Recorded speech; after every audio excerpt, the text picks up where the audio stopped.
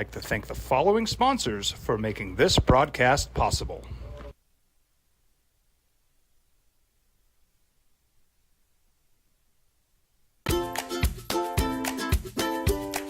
The Yeller Sub, located on 7200 Montgomery Boulevard, serves breakfast all day long along with classic hot and cold subs. Don't forget about our shakes, malts and floats made with your favorite Blue Bell ice cream. 45 years and still going strong. Come on down to the Yeller Sub, official sandwich of ProView Networks. Hi, my name is Ruben and I'm with the New Mexico Educational Assistance Foundation. We are proud sponsors of high school and college sports. Either college or trade, we can help you find the funding you need. Go to nmfafsa.org. That's nmfafsa.org. Well, I'm going to the frontier, walking to the cashier, order up a root beer and a number one. Cover it with green stuff, one scoop is not enough. Find a booth is real tough, back by the Duke. Meet my family, meet my friends in the quirkiest restaurant I have ever been. All of Albuquerque's favorite spot, it's the Frontier Restaurant. The Frontier Restaurant is a proud supporter of ProView Networks. We would like to thank the following sponsors for making this broadcast possible. Hi, my name is Ruben and I'm with the New Mexico Educational Assistance Foundation. We are proud sponsors of high school and college sports. Either college or trade, we can help you find the funding you need. Go to nmfafsa.org. That's nmfafsa.org. From the Sandia foothills to the banks of the Rio Grande, generations of families remain. For 5 generations, Gala Chevrolet has handed down values written in stone, leading the way. It's 7 a.m. Time for the opening drive. Voted the best sports show in New Mexico For 5 years running. It's the OD and the AM with Jeff Symbieta and JJ Bob. Well, it's about that time. Games matter so much, and they're intense, and they turn, and they're crazy, and the Mountain West is that way. And when you look at the standings this morning, you realize everybody's kind of bunched up, and they can beat them, and they can beat them, and holy smokes, they can beat them too? No way.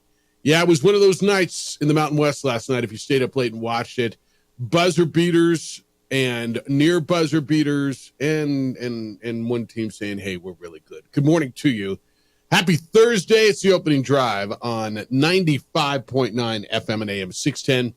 The Sports Animal. Thank you for being with us, Jeff Symbieta and JJ Buck. How you living? What it do? Stay up and watch it all last night? A 3-hour Aztec Air Force game? Woo. Goodness. Like, I just needed it to end. I honestly, when it went to overtime, I did. I rolled over. I kept it on, and then I woke up and saw the end of it. And San Diego State was beat. Air Force is 0 and what are they now? 0 and 8 in conference play. They were 0 and 7. They had that game won. When they it went to overtime, they had a chance to win in overtime. Did Air Force? They didn't. And in overtime, they were shooting free throws with 4.5 seconds-ish to go. Made the first to get to within 1, missed the second, but get an offensive tip-in, which is just one of those where you say, all right, miss it, right? You know how, like when you're down 2 and you only have one free throw, you try to miss it, and you hope for some sort of crazy rebound, something bounce out on the perimeter. This was a dude just wanted it more, and they went to the rim and tipped it in, and there was like a 15, I don't know, maybe a 40-minute review on that. I don't know. Why did that review take so long? Who the heck knows why? Were they looking at the clock, or they looking to see if it was outside the cylinder? It was clear it was outside the cylinder. It was clean, right? Yes. And San Diego State had about 4.6 seconds to go. They got it into Wayne McKinney, and the transfer from UC San Diego what the length of the court. He took it on the run at about the free throw line, right? Went down the right rail and released it just before the buzzer went off. And San Diego State survives at Air Force, which would have been I do believe a loss that would have knocked them out of the at-large pool in the tournament, don't you? Quad 4 loss like that? Yeah, that bump shit. Your bubble all of a sudden. Well, coming off a quad 3. Like one leg. Yeah, they would be coming off a quad 3 loss at home to UNLV and then the quad 4 loss on the road to Air Force, and you're stumbling. They're not that good. Like, they're nice. They're good. They're 12-5 and they're 5-3 in league. But this isn't one of those San Diego State teams. The more I watch them, do you agree with me? Yeah, it's 2-team race. There's teams that are way too up and down, and that's why the Mountain West, when you talk about it as a whole, it's taking hits. There's some numbers at the top, but San Diego State, you just said it right there. You watch them; they don't pass the eye test this season. What we've seen with Boise State, and you're looking at New Mexico, and those are still good wins, but you're like, okay, there's probably a reason the Lobos absolutely dominated both those teams. I want to get into the Utah State win, and they dominated Nevada last night. This was in Logan. Boy, did they look good. Colorado State was up big. Colorado State was dominating Boise State. In fact, I flipped over and started watching the Utah State game, and when I came back, I'm like, wait, what's going on here? They were up, what were they up? 18 points or something along those lines, right? And Boise State came all the way back and needed a Jalen Lake 3. And even then, when it was all said and done, Alvaro Cardenas almost banked in a shot to send it to overtime. Colorado State gets a big win. I think Boise State's in trouble. I don't think Boise State's a tournament team. Like, people are saying the Mountain West isn't getting the love that they were getting last year. No, you're right. Because it's honestly, with all due respect, and I love this league, they're not as good. Nevada's not as good. Boise State's not as good. I'm not certain. I think Colorado State's is good. Is it New Mexico and Utah State, or is it Utah State and whoever wins the championship? Is that it? It's the way it's feeling right now after the performances we've seen from the Aztecs and Boise State. And I don't know if CSU, even if they have a good conference season, is going to have enough to really be a legitimate bubble team. Yeah, I mean, you look at who did they beat, right? When Colorado State, when it was all, they beat a TCU team who's struggling a bit. Non-conference, they didn't do anything. They lost to Ole Miss. They lost to Washington. They beat TCU and Loyola, lost to Colorado, lost to VCU. I mean, it's just not there as an at-large resume. What do you got them down as a net? You got them as 81. So right now, Utah State net 36, San Diego State 48, Boise State 51, New Mexico 55. For the life of me, dude, somebody's just got to explain how Boise State's higher than New Mexico in the net. I mean, they ran them out of the gym when one they played. metric. I don't know why. Is it the one loss? Is this New Mexico State still a quad 4 loss? It's not, right? It's quad 3 No, now. not right. Not as right now. So you don't even have a quad. For the life of me, I don't get some of these. And then Utah State, JJ. I don't know that I'd watch them intently, and knowing that I'm going to see them next week, I really tried to watch them closely last night. And they moved the ball. They got scores. They got shooters. They got shot makers. They were 16 of 30 from three-point land last night. They ran Nevada out of their gym. They shot 59% from the field, beat the Wolfpack 90-69, and it never even felt that close. They were 47-38 at halftime, scored another 43 in the second half. They pressure you defensively. They score from every spot on the floor. Like they're impressive. And there's two impressive teams in this conference. And the two teams that are running away from everyone else, even that 6-2, I think Colorado State's going to be an up and down team with what we've seen from the middle of the pack, with the Aztecs and Rebels and Broncos. But Utah State, what they've been able to do is one of the most impressive things in college basketball. Just keep turning over coaches and being really good every year.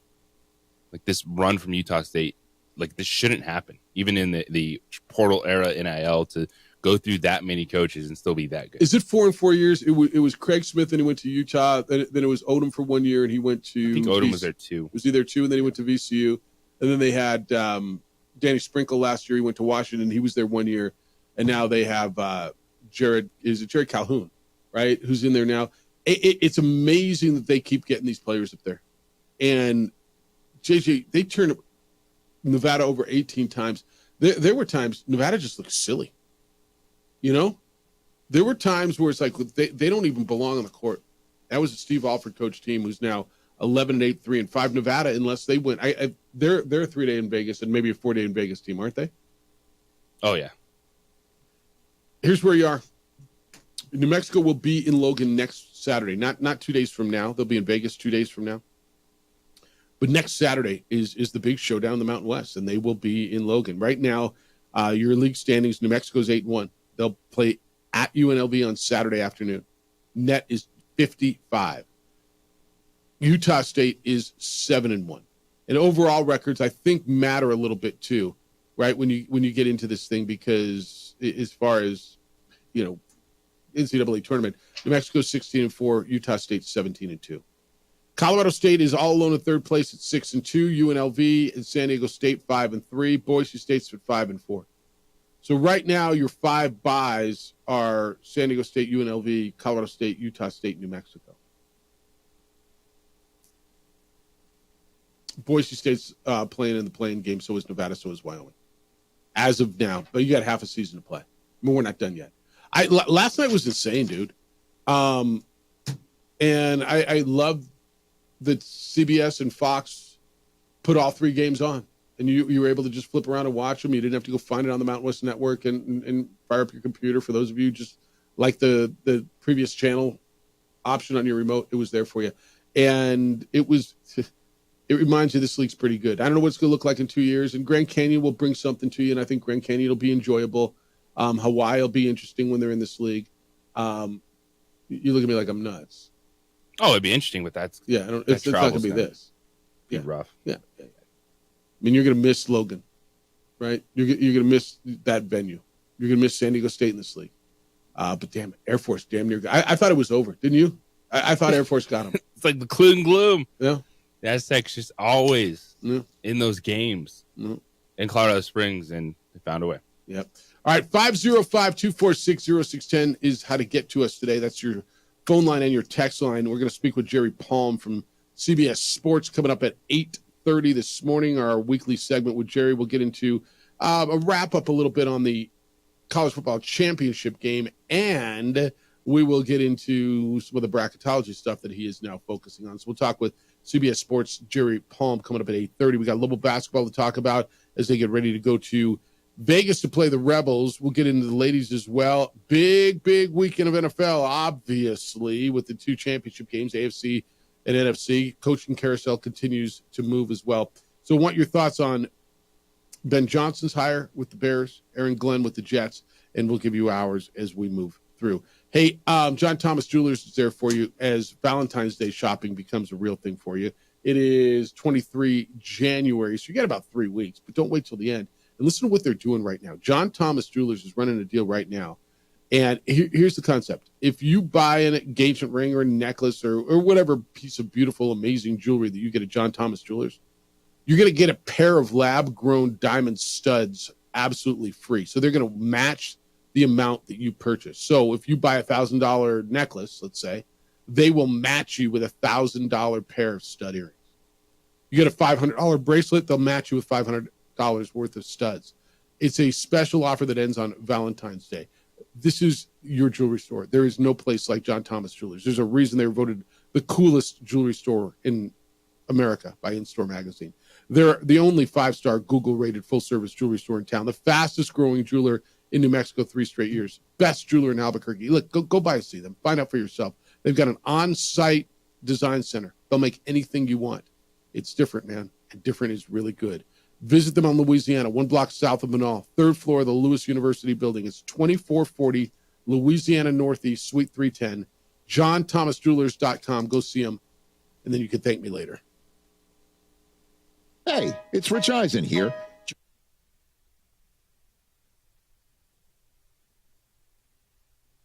We would like to thank the following sponsors for making this broadcast possible.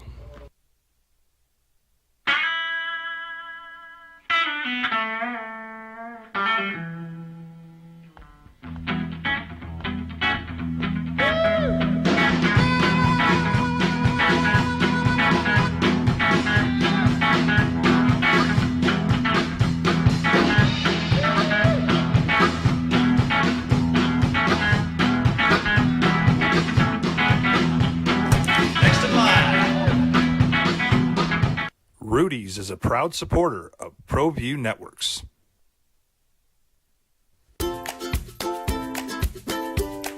The Yeller Sub, located on 7200 Montgomery Boulevard, serves breakfast all day long along with classic hot and cold subs. Don't forget about our shakes, malts and floats made with your favorite Bluebell ice cream. 45 years and still going strong. Come on down to the Yeller Sub, official sandwich of ProView Networks.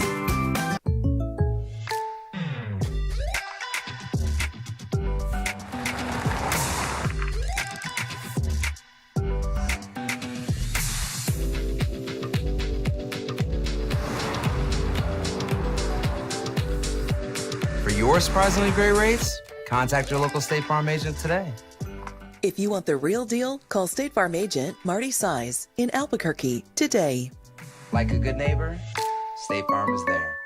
We would like to thank the following sponsors for making this broadcast possible. For over 20 years, Evergard Roofing and Solar has been committed to customer service. Locally owned and operated, Evergard offers both commercial and residential roofing and solar services. For more info, please call 505-821-9543. Evergard Roofing and Solar are proud supporters of ProView Sports Network and New Mexico Youth Athletics. We would like to thank the following sponsors for making this broadcast possible.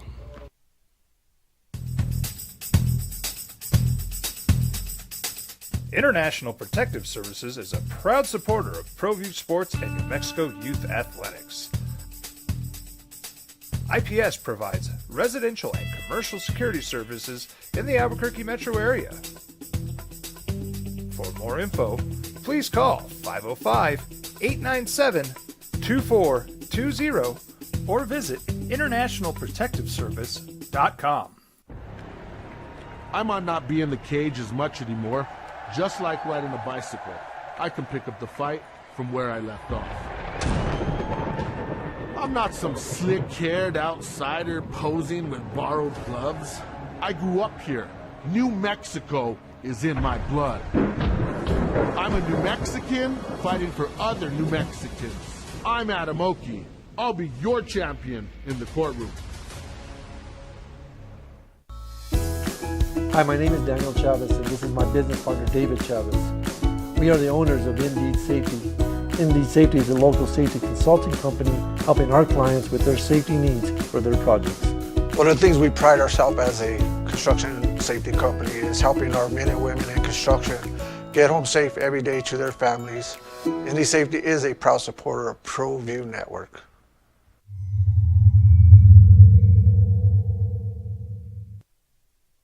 We would like to thank the following sponsors for making this broadcast possible.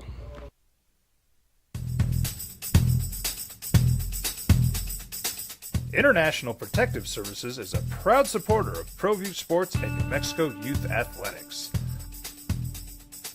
IPS provides residential and commercial security services in the Albuquerque metro area. For more info, please call 505-897-2420 or visit internationalprotectiveservice.com. ProView Networks would like to thank the following sponsors for making this broadcast possible. Hans Whitler Automotive, German car maintenance and repair in Albuquerque, New Mexico. Call 505-294-7684 or visit hanswhitlerauto.com. We would like to thank the following sponsors for making this broadcast possible. Albuquerque's leader in sports is ProView. From pros to prep, all your favorite action.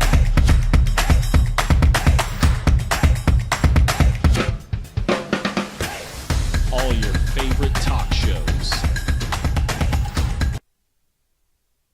Call it what you want. Just glad you're with us. It's Opening Drive on 95.9 FM. An AM 670 Sports Animal, Jeff Symbieta and JJ Buck. Thank you for finding the Opening Drive on the Sports Animal every day. NFL, JJ, lists are out, finalists for awards. They put out finalists for the winners that will be announced on the NFL Honors Program on February 6th. Finalists for MVP: Josh Allen, Saquon Barkley, Joe Burrow, Jared Goff, and Lamar Jackson. There's 5 of them. You all right with that? 4 quarterbacks and a Saquon. Yeah. It reminds me of a little Heisman Trophy. Get a couple guys in there, tip of the cap, but I don't think Goff or Burrow are going to get the votes needed. I do think that should be a 3-person race, but probably just going to be 2 between Allen and Lamar when the votes are counted. Yeah, I think that's right. All right, this is kind of crazy to me, though. A finalist for Offensive Player of the Year.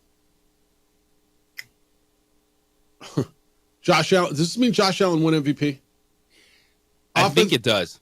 Is that what this means?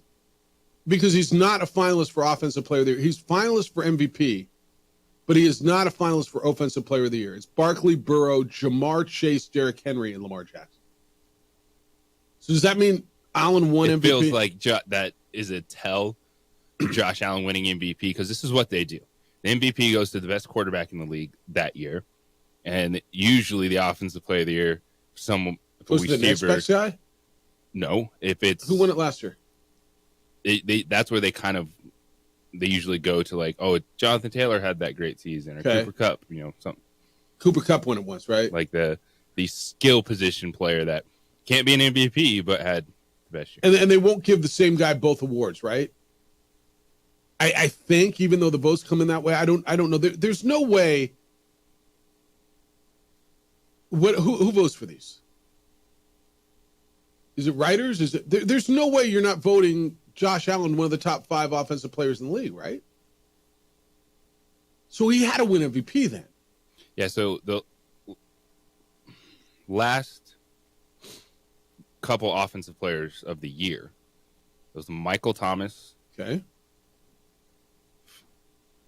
And it's a little different between like the AP and the football writers, but Michael Thomas, Derrick Henry, Cooper Kupp, Justin Jefferson, Christian McCaffrey. So they go away from quarterback there. Yeah, but on the finalist list, you have 2 quarterbacks, Burrow and Jackson, but not Josh Allen. That makes me think that Josh Allen's going to win MVP. Defensive Player of the Year: Eagles linebacker Zach Braun, Myles Garrett of the Browns, Trey Hendrickson of the Bengals, Patrick Surtain of the Broncos, and T.J. Watt of the Steelers. Okay. Do you have the list? Defensive. I got defensive rookie Cooper DeJean, Brandon Fisk, Jared Verse. Do you have the full list of these things? Like who's comeback player of the year? Sam Darnold, J.K. Dobbins, Christian Gonzalez, the Patriots cornerback, or DeMar Hamlin of the Bills. Is he on there every year? Honestly, is he on there every year? I mean, God bless him.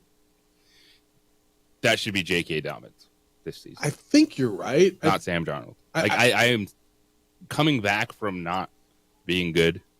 Okay. J.K. Dobbins came back from tearing his Achilles and was the lead running back in the playoff football. Right. There's one thing, we're coming back from not being good or not having it. I don't know if he was good or not last year because he didn't play. He was backing up Brock Purdy, was Sam Darnold. I don't know if he was good or not. Assistant Coach of the Year, Joe Brady, Vic Fangio, Brian Flores, Aaron Glenn, Ben Johnson. All right. Coach of the Year, Dan Campbell, Kevin O'Connell, Sean Payton, Dan Quinn, Andy Reid. This is actually, you can make an argument for any of these guys. Who's your Coach of the Year? Andy Reid has won one time, and it was like when he was the Eagles forever ago. At some point, doesn't that dude deserve it? Andy Reid has fallen into the Kobe or LeBron trap of just can't give it to you. Yeah, but those guys won every once in a while. Yeah. Andy Reid just doesn't win this award. My initial reaction was to have a strong debate between Kevin O'Connell and Dan Quinn. I think those are both fair. And look, you can make a good argument for Sean Payton. Yes, you could. First time they've been in the playoffs since they won the Super Bowl in 2015. 15? Oh. Last rookie quarterback taken in the first round. got them to the playoffs. I can listen to that. Dan Quinn, I mean, these votes come in before the playoffs start. But what Dan Quinn did with a rookie quarterback, and now look where he is in the NFC Championship game. But yeah, I think that Sean Payton versus Dan Quinn, too, just what they did with rookie quarterbacks. Yes. Absolutely. Yeah, the Commanders had the second overall pick. That's how bad the Commanders were last year. They had they didn't trade for Carolina's pick. They were the second overall pick, and he's a rookie coach with a rookie quarterback. Like Dan Quinn, you can make a real good argument for it. Well, I mean, he hired Cliff Kingsbury. Well, yeah, pretty good move, right? And it's hard to argue against Dan Campbell or Andy Reid. I don't have a problem. Honestly, I'm not going to lie. You give it to any five of those guys, and I'm fine with it. And if you'd have thrown Sean McVay on that list, I'd have said, okay. No? What were the Rams predicted to do? Well, any prediction with the Rams has been wrong because they have a top 5 to 6 quarterback in this league. And they started out 1-4. Okay. Yeah. And then everybody but that's got still healthy. a good football team. Yeah. All right. So, but okay. So is Kansas City and Detroit. Yeah, I mean, that's why they're not my first coach of the year. Yeah. Candidate. All right, they're all on there. But yeah, those are all out. They'll come out February 6th. The awards. Like, how would you vote? I'm listening to you. How would you vote? Defensive player of the year, offensive player of the year. Who's your MVP? Josh Allen's my MVP. I've said that for the last couple of weeks. Josh Allen's still. That's where. Who's your vote? If you'd have gone MVP, who would you have hired? Or who did you vote for? I think I would have ended up going Allen, Jackson, Barkley. Yeah, I think I'd have gone Allen, Barkley, Jackson. And you're saying how? Jackson had such a great year. You look at his numbers are better than his other years. And I might be guilty of the fatigue. I might be. But I look what Allen did this year, and they were a higher seed. Well, but they lost straight up to the Ravens. Yeah, but not in the playoffs. I love the fact that he didn't turn the ball over. I thought they were more consistent as a football team than the Ravens were. I loved what he did. Do I feel like it's his turn? Maybe I do a little bit. Yeah, maybe. I mean, there's the human element of the voting. Yeah, it's you feel one way about the coaches and you feel a different way about players. Yeah. There's a little bit to that. All right, 505-246-0610. There's a little news on the Dallas coaching job. Ben Johnson gets the job in Chicago. Aaron Glenn is the head coach of the Jets. Cowboys still looking for him. Second interview is set for. It's next. It's the opening drive on 95.9 FM and AM 610, the Sports Animal.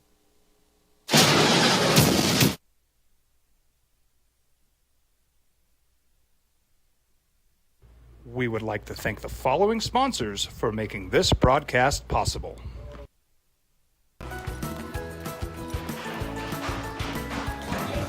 Got shots?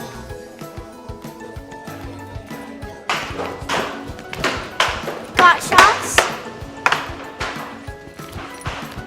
Got shots? During Got Shots, participating providers open their doors for any child who presents for immunizations, regardless of whether they are a patient or whether they have insurance. The Yeller Sub, located on 7200 Montgomery Boulevard, serves breakfast all day long along with classic hot and cold subs. Don't forget about our shakes, malts and floats made with your favorite Blue Bell ice cream. 45 years and still going strong. Come on down to the Yeller Sub, official sandwich of ProView Networks.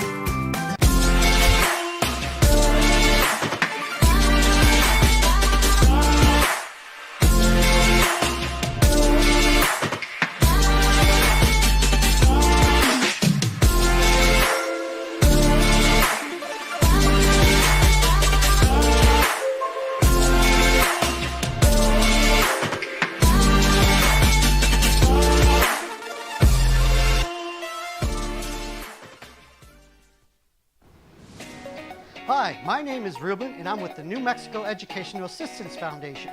We are proud sponsors of high school and college sports. Either college or trade, we can help you find the funding you need. go to nmfafsa.org. That's nmfafsa.org. I'm a Blaze King customer, and I have been for the last 10 years. Blaze King stoves are very efficient, they're easy to maintain, and they use a lot less wood than you would typically use with a fireplace. Blaze King, that's a fire. The heat is on when it's a Blaze King wood stove, controlling heat up to 40 hours on a single load of wood with a built-in thermostat. See for yourself at either Blaze King showroom, Albuquerque and Santa Fe. Blaze King, and now that's a fire.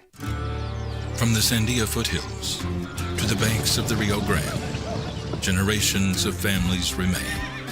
For 5 generations, Gala Chevrolet has handed down values written in stone, leading the way under sun-filled skies, past the vintage glow of Route 66. Built by generations past, built for generations to come. This is New Mexico. This is Gallus.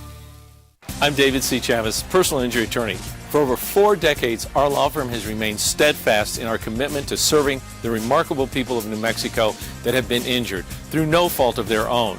I'm a New Mexican fighting for New Mexicans. I received my bachelor's degree at NMSU and earned my law degree at UNM.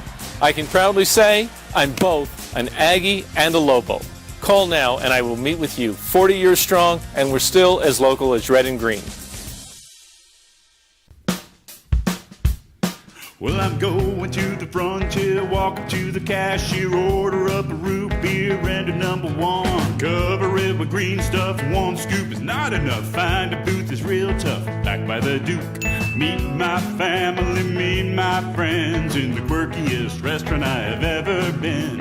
All of Albuquerque's favorite spot, it's the Frontier Restaurant. The Frontier Restaurant is a proud supporter of ProView Networks. I'm David C. Chavez, personal injury attorney. Our law firm was founded by my father, Thibaut J. Chavez, with one goal: to get New Mexicans the help they need. That's why we built a different kind of law firm. We focus on family values, dedicated service, and we make a real contribution by giving back to our communities. We can't change what happened to you or your loved ones, but we can help you get back on the road to recovery. We're by your side, and we're still as local as red and green.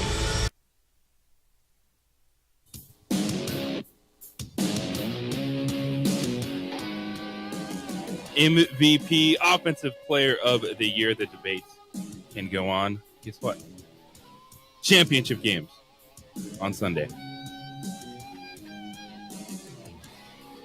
Now settle the debate for a lot of people. Except for the votes are already in. Do you think they should Isn't vote it the after? weirdest? Yeah, I do think stuff like this. I know you want to have the big award show and have the honors, but I think it can get incredibly awkward when the announcement comes out after the fact. And the dude who didn't win's playing, and the dude who did wins his street clothes. Especially, I always think about the NBA playoffs, like that one year. Yep. Was it like did Dirk win and they were down in like the series? Yep. To the Warriors or something, but you want it to be for the season. Like this has always been a debate. This is both, football, basketball, baseball, whatever it is. Is this a regular season award or should it be a full-time award? That's why they have a playoff MVP as well. That's why I think you should just announce it, and then you can have the party when you have the party. Yeah, I'm okay with it. Honestly, I'm okay with it. The votes are due at the end of the regular season before the playoffs start. I don't have a problem. Yeah, it's a regular season award. I really, and I'm okay with it. But as I look at, who would it be for me? It would be Josh Allen would be my and the fact that he's not a finalist for Offensive Player of the Year feels like he better win MVP now, right? Can you still make MVP bets? Because I'd race down and put my. Would you not? I feel like Josh Allen. Didn't they give it away? Like it feels that way. All right, you had head coaches getting jobs or guys getting head coaching jobs. Aaron Glenn's the Jets head coach. Ben Johnson is now the coach of the Chicago Bears, and the Lions don't have a coordinator anymore. Dallas Cowboys are, I don't know, unpredictable. Where are they? Where do you feel like they're going? They are going everywhere. Deion Sanders, Kellen Moore. NFL media reported that Brian Schottenheimer is getting a second interview. He is well respected in the building. He's an intriguing option, is what they say. And all of a sudden, the odds makers have tabbed Schottenheimer the favorite to land the Cowboys job. Even though Deion Sanders, boy, that quieted, didn't it? Because there was never, that was what everyone wanted. That was never real from Dallas. Everyone meaning all of us who just want stories. Well, like Cowboy fans and people that want stories. Maybe Jerry just lobbed Deion a phone call, just like, oh, Deion, hope all is well. But Jerry Jones was never going to hire Deion Sanders. Was never going to happen. Brian Schottenheimer feels like the perfect Jerry Jones hire. Guy who's been there, who's still there, who's been loyal, who wants that first head coaching job at 51 years old. And is probably a guy that Jerry feels like he can have his way with. Yeah, and this is where it branches off to where I understand the frustration of Cowboy fans. Jerry Jones, in terms of ownership, I think there's different discussions of actually the worst owners in sports, but when you've done the same thing over and over and over and you're not getting the results you want, you look in the mirror and it's not going to change. And they were not going to be better off. They were never hiring Deion Sanders. And so to think that they were going to be better off moving off Mike McCarthy and they weren't going to be in the Ben Johnson conversation or anything like that, it was crazy. So Cowboy fans are done with Mike McCarthy, and what do you get? His offensive coordinator. Who do you think would be the right hire there? Well, all these guys that have come through. Like, never mind who do you think would be right for Jerry? Who do you think would be the best for anyone the that got product? hired? But did they interview Aaron Glenn? Did they try to get in touch with Ben Johnson? I don't know. But I think a big part of this is it's what we just saw happen in Jacksonville, and their owner had to make a decision. They realized that their GM was holding them back. So Trent they fired him, Baalke in Jacksonville was a problem. When you have a offensive coordinator who was Liam Cohen of Tampa Bay, who seemed to be the front runner for the Jacksonville job, and he's like, you know what, I'm just going to go take a raise and stay as OC in Tampa Bay over becoming a head coach with the team that you think has at least someone with a pulse at the quarterback position. That was an eye-opener for Jacksonville, and they made a move. Yeah, if you didn't hear that yesterday, Trent Baalke was let go after 4 seasons as a general manager because of kind of what JJ's saying. I mean, you got guys that are going in there. Liam Cohen pulled himself out of consideration. He is the offensive coordinator for Tampa Bay, a guy who's never been a head coach, who you think we all sit there and look at that position and say that's a pretty good job.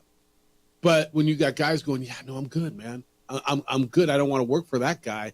At some point, you got to look internally and say, what's the problem? Maybe we're the problem. Now, Jerry's never going to do that. But when I go through all the names and everybody, you know, there's things that intrigue me. Like Marcus Freeman intrigues me. Now, does a guy make the move from college to the pros, and how often does that happen? And how often does that happen? Well, I hear you. I look at the NFC champ. Kellen Moore intrigues me. And I'll tell you why. Ben Johnson just got hired. And Aaron Glenn just got hired. Both guys went out in the last round. Kellen Moore's still going. Kellen Moore was there. Kellen Moore was the coordinator with Dan Quinn on that staff. Where's Dan Quinn right now? In the NFC Championship game on the other side from Kellen Moore. Kellen Moore intrigues me. Now, I know plenty of you saying, oh, I don't like this call he made. You always point at this one call that a guy made in a key situation that didn't work, and you never point at the ones that do. And I get it. And that's how it works. Oh, did you see what he called? How the hell do you make that call on that? And that's it. Okay. Didn't work. How about all the ones that did work? And I'm watching these young coordinators get hired to work with quarterbacks, Ben Johnson, right? I'm watching what Sean Payton did with Bo Nix, or is doing with Bo Nix. I'm watching Josh McDaniels get rehired in New England to work with Drake May. You're going to say, yeah, but Jeff, Dak isn't one of these young quarterbacks. I agree. But if you think Dak has reached his ceiling, I think you're wrong. Or at least I think there's a little bit more above that if somebody comes in and works with him. Honestly, I look at this situation. What makes Brian Schottenheimer a better candidate than Kellen Moore right now? Because he's there in the building and loyal to Jerry? You have to assume that. Okay. I mean, if that's it, that's it. Like for Dallas fans, you're trying to be a fan of the team, but you realize that this owner acts like he wants to win, but doesn't make winning decisions. And so you're just so frustrated. So he thinks he does. Because they're not going to hire a coach that's better than Mike McCarthy. I kind of think that too. But he wasn't going to give Mike McCarthy that deal. Does Mike McCarthy sit out this year, get a job next year? I think Jacksonville comes back on the table. I think it's a great spot for him, by the way. Now that Bulky is out. Yep. New Orleans had to delay some stuff. Yeah, with the snow and everything. They had no idea what to do with snow in New Orleans. They pushed back and he's going to get an interview in New Orleans, and I think Jacksonville should make that call. Yeah. Whomever is hiring down there. I don't even know who's leading the process now. Is it the owner? The owner. Make that call. I would imagine so. All right, 505-246-0610. Cowboy fan, who is the best for your job? I mean, honestly, who is the best person now for that job? Brian Schottenheimer's the betting favorite right now. I don't know if Dion's out. I don't know that anybody's out. He drags this thing out until Super Bowl weekend, right? He announces it on Super Saturday. Maybe even Super Sunday to get the headlines. That's right up Jerry's playbook, right? That's how that works. All right, 505-246-0610. 505-246-0610. There's been some interesting NBA stuff as well we got to hit. I want your thoughts on who is the MVP in the NFL. And is it all about the quarterback? A head coach said, well, I took this job because of the quarterback. We'll do that when we get back. Hey, if you've been the victim of a home or business break-in, you know all too well it usually takes hours, if not days, for police to respond just simply because they don't have enough officers to cover all the calls they get for service. But when it's you and your home and your business, you need a much quicker response. How about 7 minutes or less? That's typically the response time for customers of International Protective Service. IPS has officers strategically placed around Albuquerque and now in Santa Fe. They react quickly. They provide standing guards. If you need eyes on your property around the clock, they install alarms and camera systems. They have a state-of-the-art facility monitoring those cameras 24/7, and all of this raises the level of security around your home and your business. I've trusted IPS for years. They give my family peace of mind. They give my neighbors peace of mind. It's affordable private security. So the question is, who's watching your home when you're away? Don't let it be the bad guys. Call IPS. See what they can do for you. The number's 505-897-2420. 505-897-2420. They're online at ipsglobal.com. IPS is making Albuquerque and Santa Fe better and safer places to live and work.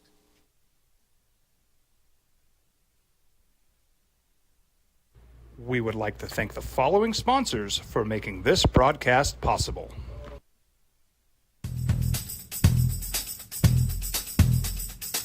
International Protective Services is a proud supporter of ProView Sports and New Mexico Youth Athletics. IPS provides residential and commercial security services in the Albuquerque metro area. For more info, please call 505-897-2420 or visit internationalprotectiveservice.com. You followed him from the first day he signed with the team. You remember the day he poured in 63 points? The night he played a sold-out concert to 30,000 people. The day he gave his infamous speech. That's why you believe in heroes. That's why you remember and collect their memorabilia. All in Autographs, where you can meet some of the greats, collect some of the greats, and share your own legacy. Visit All In Autographs, where you can celebrate the great and have your own piece of history. TurboThreads is a proud sponsor of ProView Networks. Almost 30 years of experience means fast service, great prices, and a wide selection of apparel from t-shirts to performance sport shirts, even jackets and hats. They feature low minimums and no setup charges on most orders. TurboThreads is located at 1503 Golf Course Road in Rio Rancho, or find them on Facebook, online at turbothreads.com, or call 999-1234 for TurboThreads. We would like to thank the following sponsors for making this broadcast possible. Albuquerque's leader in sports is ProView. From pros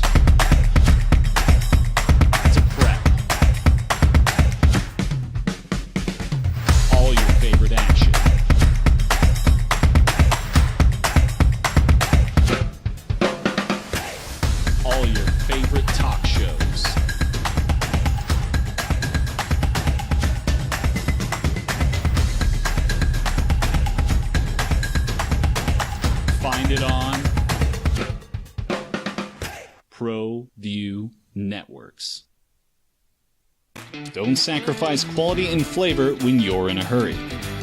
Golden Pride offers ribs, fried chicken, red and green chili breakfast burritos, and frontier sweet rolls. 4 great locations, or visit us online at goldenprideabq.com. Golden Pride Barbecue Chicken and Ribs are proud supporters of ProView Sports.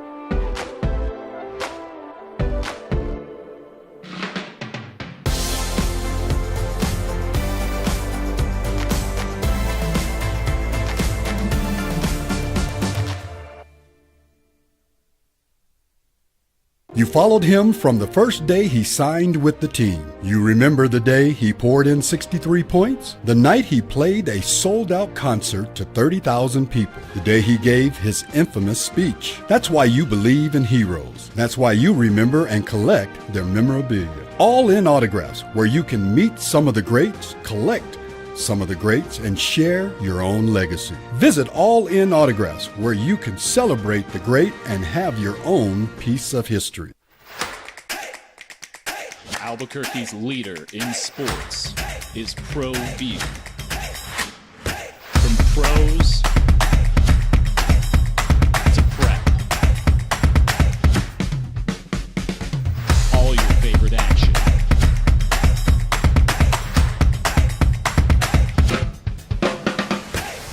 All your favorite talk shows. Kind of enjoyed beating Matt LaFleur twice a year, end quote. That's Ben Johnson, the new head coach of the Bears, talking about the head coach of the Packers. In conference, in division, it's the opening drive. Jeff Symbieta, J.J. Buck. So why was the Bears' job the right one for Ben Johnson? Ben Johnson says he does not believe that the effort in front of him is a long rebuilding effort. Quote, modern football in the NFL is quarterback-driven, end quote. Continued. Our mission, starting with this spring, is to win and win now. He was going to build it around the quarterback, Caleb Williams. He said that Caleb Williams is the big reason they went there, that he's not going to bring – I loved a lot of what he said. We're going to build it around what we have. I'm not going to just drop a playbook on him and say, fit into this. I loved what he said, and it goes back to the Skip Holtz story. But I loved what he said, the reason that he didn't take a head coaching job last year. He said basically because he wasn't familiar enough with the defense and being a head coach and special teams and how a head coach interacts. And he paid more attention this last year to how his head coach, Dan Campbell, interacted with the entirety of the team. Only the head coach and the special teams coach work with both sides of the football, right? Everybody else is kind of in their own little silos. Linebackers coach, and they work with linebackers and defense. Defensive coordinators work with defense, never with the offense. I love the maturity of a guy saying, you know what, I wasn't ready. I needed to be better and better prepared, better understand what it means to be a head coach instead of a coordinator. And then he feels like he stumbled into a job. Now, look, every guy who takes a job, I mean, you can go back to every bad coach, too. They said the right things at the press conference. But I was pretty impressed with a lot of stuff that he said. There's a lot of that, too, is just people are so stoked about Ben Johnson the last 2 years. All right. Like, unless he had a Nick Sirianni moment, it wasn't going to be a bad press conference. I think that's right. Because he was so hyped. He was the hot OC, the next guy to work with, that next quarterback. Mm-hmm. And the development of the Lions offense and what they were able to do through the draft, building the offensive line that probably is the best offensive line in football. You can debate in Detroit and Philadelphia up front, an elite run game, and a quarterback that was good but looked and is voted as an MVP. Jared Goff, what they got out of him over the last few seasons, and you put him in a place that they have standout players at different levels defensively. Montez Sweat in the defensive line, Jalen Johnson in the secondary, DJ Moore, Roma Dunze, really good starting on the outside, and that allows Ben Johnson to go in there, and he knows where it starts, and that's up front. And they do have enough salary cap room this offseason where I expect them to sign a good amount of veteran offensive linemen who want to play there. Very similar to what Washington did this offseason, really insert veterans into that team. And they can absolutely be a playoff team next year with Caleb Williams. Well, and I think it turns into a destination, right? Culture change, something new, something now, something kind of hip. Look, nobody wanted to go to Washington when Daniel Snyder was there, right? That thing was a dumpster fire 2 seasons ago. You get a new ownership group in there. You get a new head coach, change things around. And to your point, and a new young quarterback that people want to go play with. And all of a sudden it turns into a destination. And it just does. I'm kind of playing the other side of this. What's Detroit next year? You have to have some concern that they're going to take a step back. Just look at Philadelphia coming off their Super Bowl. They're still good and they won games, but the second half of the season they collapsed. Because they lost both of their coordinators who were in the Super Bowl. One became a head coach in Arizona, one became a head coach in Indianapolis. They lose 2 coordinators, and all of a sudden Nick Sirianni, well, is he really that good of a coach? Who are the really good coaches? Is it the head coaches or is it the coordinators? We're going to find out what Dan Campbell really does about biting kneecaps. Who does he hire? Right? Where does he go? Look, I'm going to tell you one of the biggest reasons Dan Quinn is up for Coach of the Year. JJ, he hired Cliff Kingsbury. Cliff Kingsbury, everybody said, oh, he can't coach the NFL, go back to college. He did a hell of a job with that rookie quarterback in that offense this year, didn't he? Yeah. That it was a player of Jaden Daniels' caliber. Yes. That meshed so well with Cliff Kingsbury. Look, you said it yesterday. Give me a good quarterback with a bad coach. I mean, does the coach make the quarterback? Does the quarterback make the coach? I think the players make plays. I mean, you've got to have the really good talent to work with.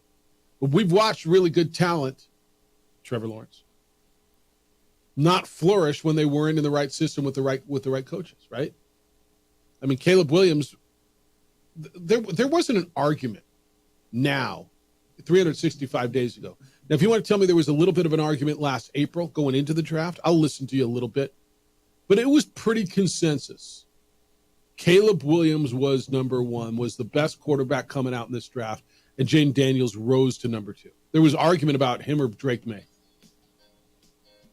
There was a little bit. A little bit. Not Daniels versus May. It eased over to Daniels by the end. But there was some, right? Caleb Williams was consensus number 1, right?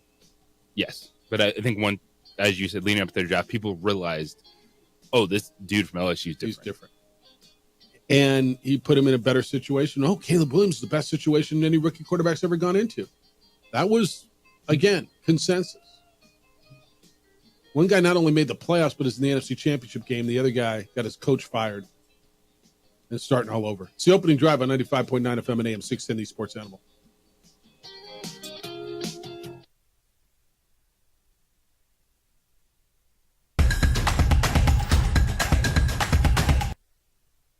We would like to thank the following sponsors for making this broadcast possible. The Yeller Sub, located on 7200 Montgomery Boulevard, serves breakfast all day long along with classic hot and cold subs. Don't forget about our shakes, malts and floats made with your favorite Blue Bell ice cream. 45 years and still going strong. Come on down to the Yeller Sub, official sandwich of ProView Networks.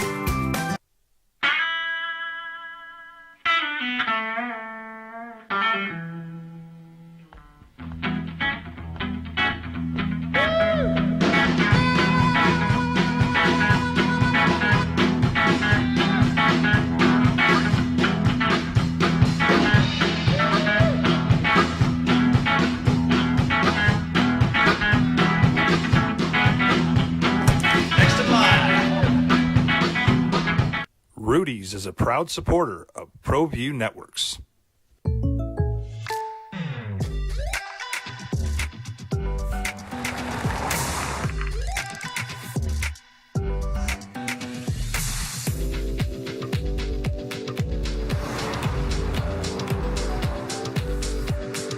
your surprisingly great rates? Contact your local State Farm agent today.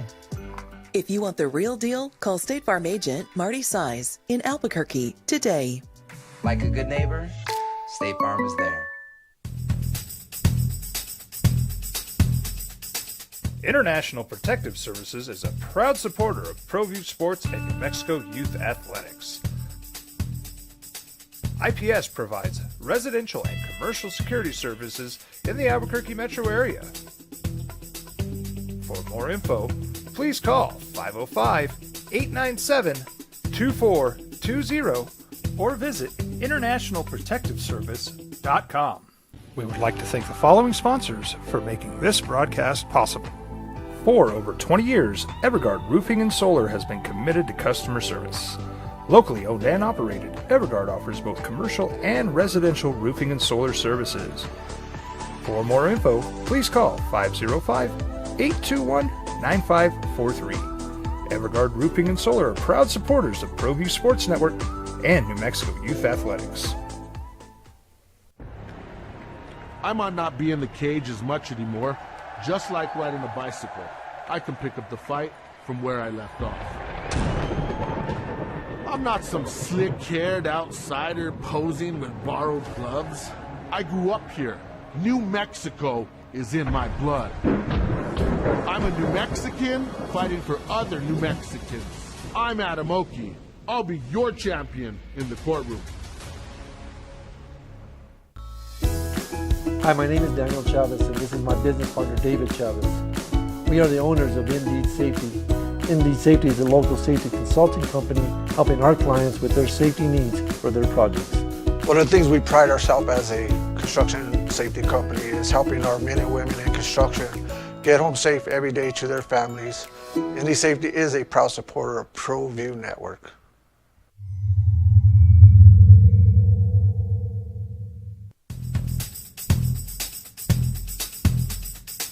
International Protective Services is a proud supporter of ProView Sports and New Mexico Youth Athletics. IPS provides residential and commercial security services in the Albuquerque metro area. For more info, please call 505-897-2420 or visit internationalprotectiveservice.com. Hi, my name is Ruben, and I'm with the New Mexico Educational Assistance Foundation. New Mexico for 5 years running. It's the OD in the AM with three-time New Mexico Sportscaster of the Year, Jeff Symbieta and JJ Bach. AFC and NFC Championship games on Sunday. Who's playing, who's not? Of course, it is the Commanders, the Eagles, and the Bills, and Chiefs. But what do the injuries look like? Jeff Symbieta, JJ Buck, you're welcome to get in today at 505-246-0610. That's how to get here. Area code 505-246-0610. I saw an interesting stat. I believe there have been 6 rookie quarterbacks, JJ, to start in a conference championship game. Jaden Daniels this year, Brock Purdy in 2022, Mark Sanchez, that's right, he of the butt fumble, took the Jets to an AFC championship game in 2009. Joe Flacco did it in 2008, Ben Roethlisberger in 2004, and Sean King with the Buccaneers in 1999. This is what makes this one a little bit more impressive. And when they hired a coach last year, Dan Quinn came in. He was the defensive coordinator for the Cowboys. He's a defensive guy. Do you know where the Commanders' defense ranks in the NFL, overall defense? This season? Yeah. I don't think it was great. 18th. Below middle of the pack, right? Kind of makes what Jaden Daniels did in this offense a little even more impressive. The other 5 guys, Purdy, Sanchez, Flacco, Roethlisberger, and Sean King. Top 5 defenses, right? Top 3. Yeah. The Niners were 1. The Jets were 1. The Ravens were 3. The Steelers were 1. And Tampa Bay was 3. So they didn't have to ride a rookie quarterback and a rookie, quarterback-led offense. In fact, there's real arguments that are made that it was, Ben Roethlisberger rode that defense.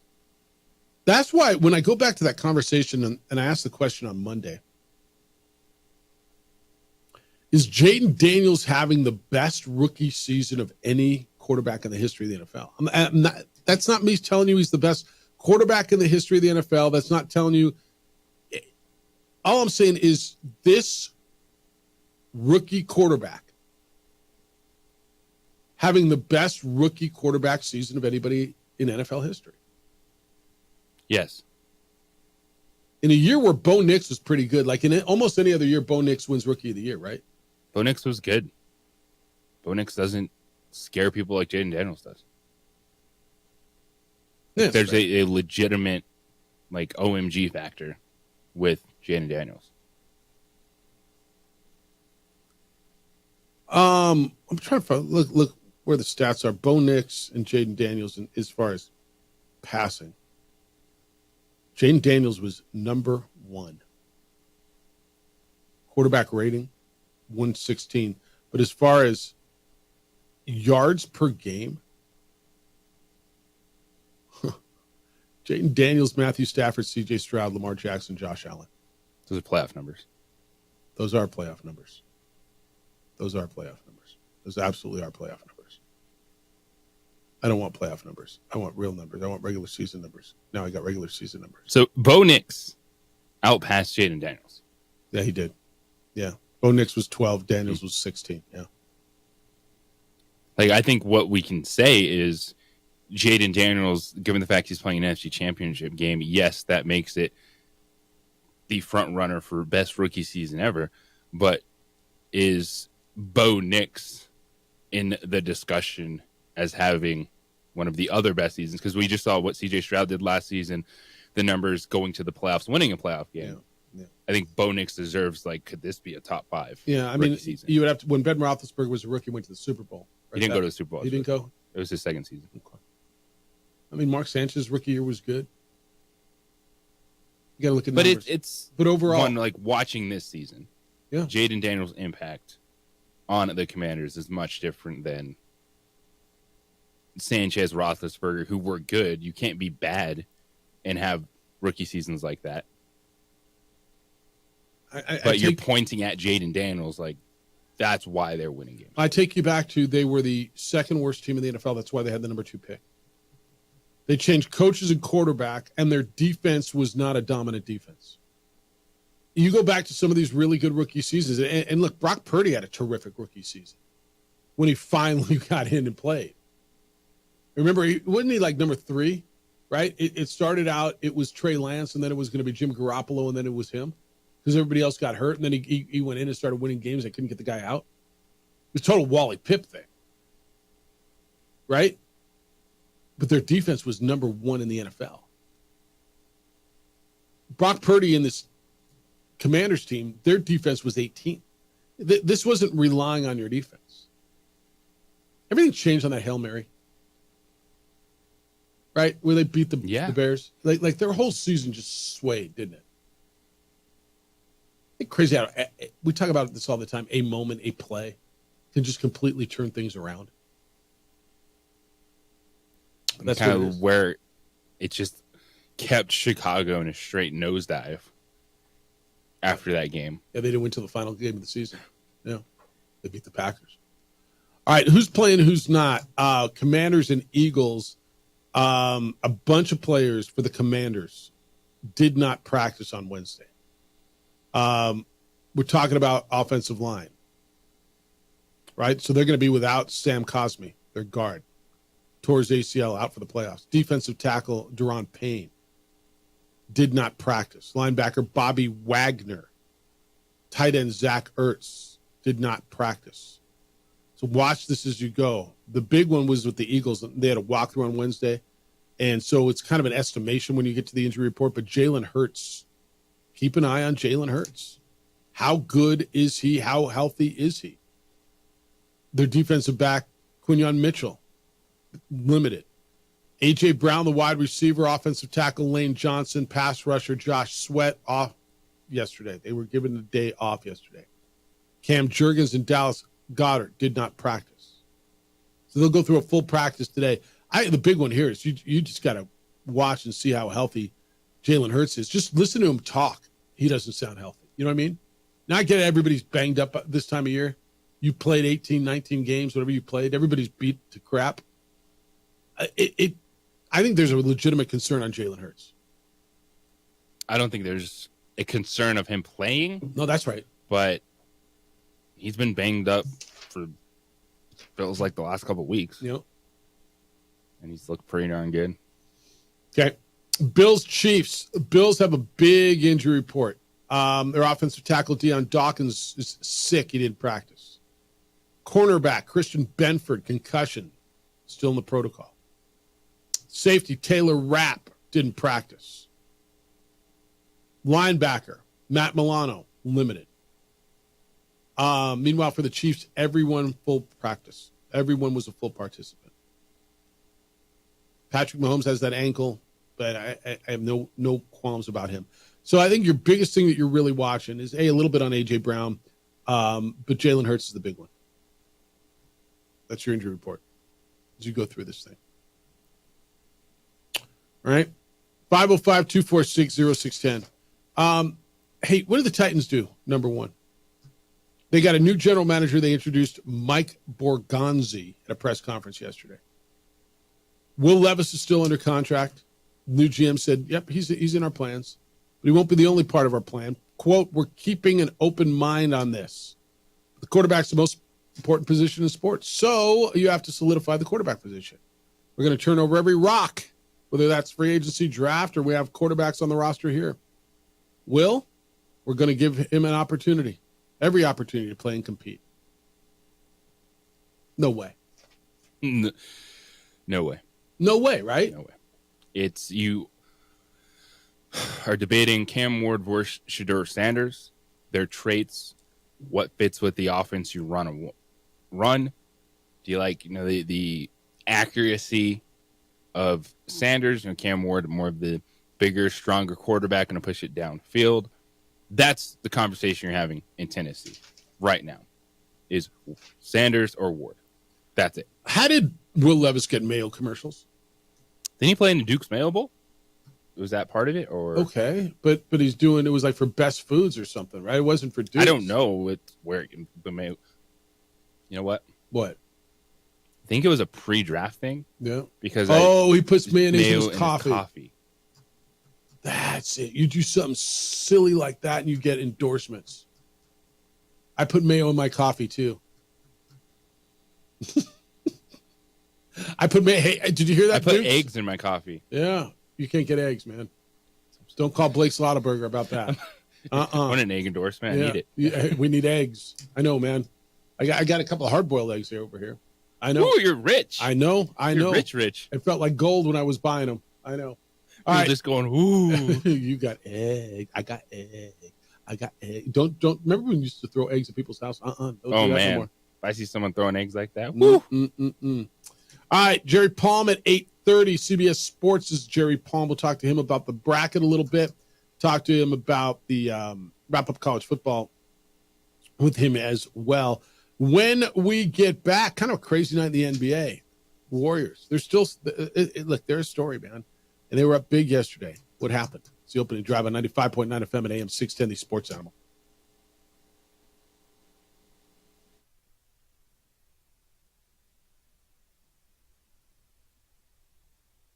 We would like to thank the following sponsors for making this broadcast possible.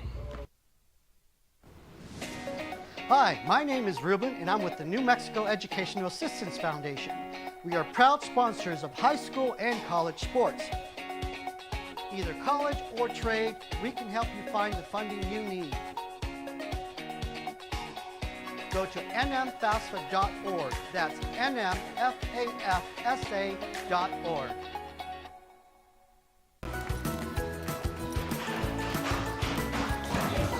Got shots?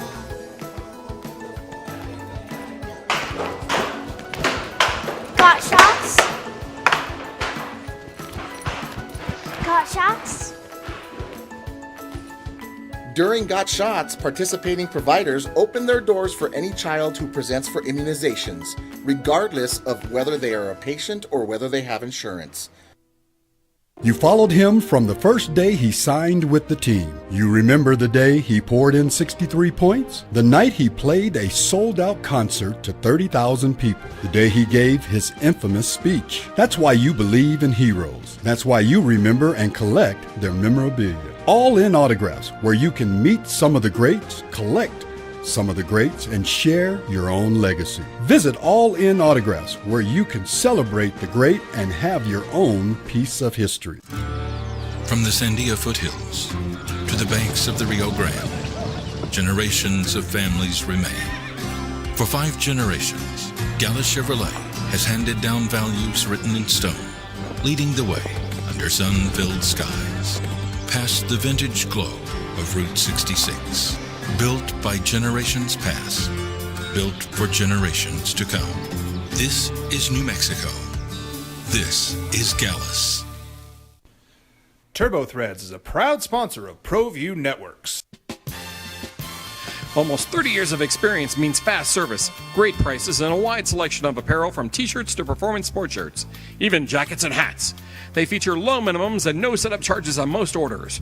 TurboThreads is located at 1503 Golf Course Road in Rio Rancho, or find them on Facebook, online at turbothreads.com, or call 999-1234 for TurboThreads.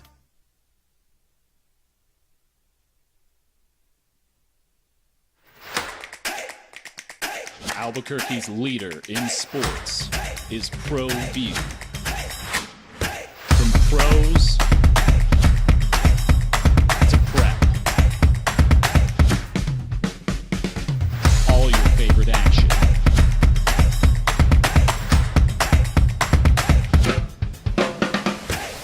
All your favorite talk shows.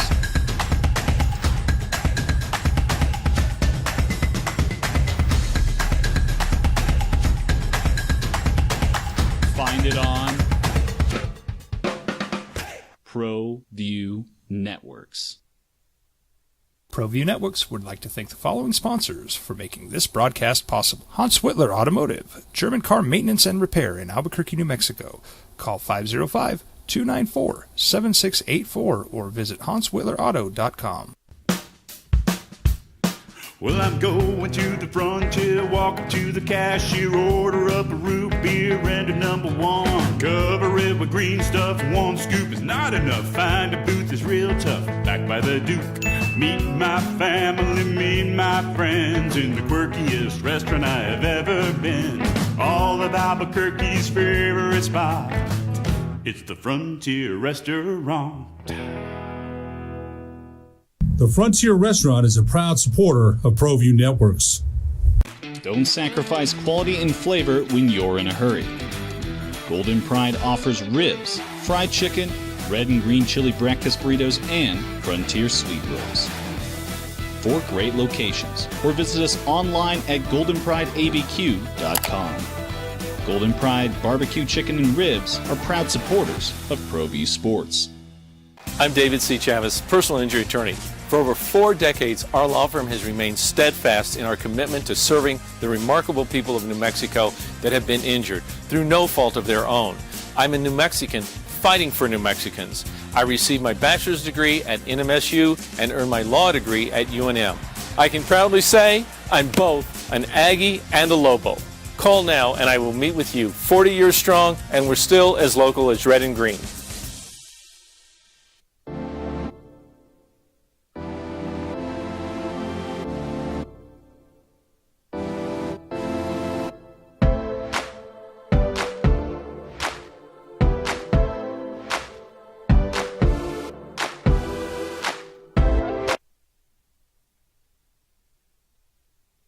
And they lost in Sacramento yesterday. They're under 500 and out of the play-in tournament. And Jimmy Butler has been suspended by the Miami Heat. 2 games. He'd planned to join the Heat Wednesday night. But he missed their flight. Now they're going to be playing without him during this 2-game road trip. They go to Milwaukee on Saturday in Brooklyn. He just returned from a 7-game suspension for multiple instances of conduct detrimental to the team. He wants to trade. He's in the last year of his contract. He has a player option of more than $52 million for next season. Trade deadline's coming up on February 6th. So I mean, he's losing money, right? Every time you get suspended, you lose you lose of your $52 million, you lose 1/82nd of your $52 million, right?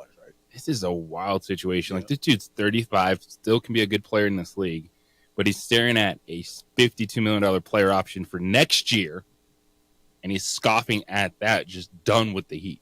Because that's not enough money for him? He wants one more big deal. Well, I do too. Each paycheck, each game check is $634,146. If you divided 82 into $52 million. Tony, good morning. You're on the Sports Animal. How you living, Tony? Will Levis should be thrown in jail. Throw away the key, put him in solitary so he can think about what he's doing. Mayo in your coffee, that's just wrong. That should never eat. Oh my God. You ever tried it? I'm too upset to even talk about that anymore. But anyway. Have you ever tried it? No, hell no. I haven't either. That's disgusting. It does feel disgusting to me. And I don't even think I want to try it. But he's made a boatload of money because he put mayonnaise in his coffee. So I'm willing to try it. I might. I'm going to say that I drink my coffee in a Lamborghini. Let's see if Lamborghini contacts me to give me a Lamborghini. No, fair enough. No, it's not crazy enough though, because I'm going to guess other people. Yeah. One can only dream. But anyway, MVP, is it the best player or the guy who had the best season? I mean, my interpretation would be the guy who had the best season. That's my interpretation. It's Saquon. It's Saquon. See, and I don't hate that. And I'm not arguing with that. And everybody likes Josh Allen, and he deserves it and everything, but it's Saquon. Saquon had the best season. He really did. Now, when is the Lamar bashing going to start? That he can't win. He can't advance. He can't take his team. When's that going to start? I think it's already started. Because if this was anybody else takes it, but Lamar gets a pass. I think it's already started. But to your point, a lot of the talking heads on the network, and I know where you're going, and you can say it if you want to. But to your point, you're right. Josh Allen has been getting hit over the head with it, and Justin Herbert gets hit over the head with it, and Lamar somewhat gets past. But I have heard it start in other places. And I hate that. I hate the Cowboys. I'm the president of the Dallas Cowboy haters. I hate them. They should just disappear. But Dak is the same thing. Why does Lamar get the pass?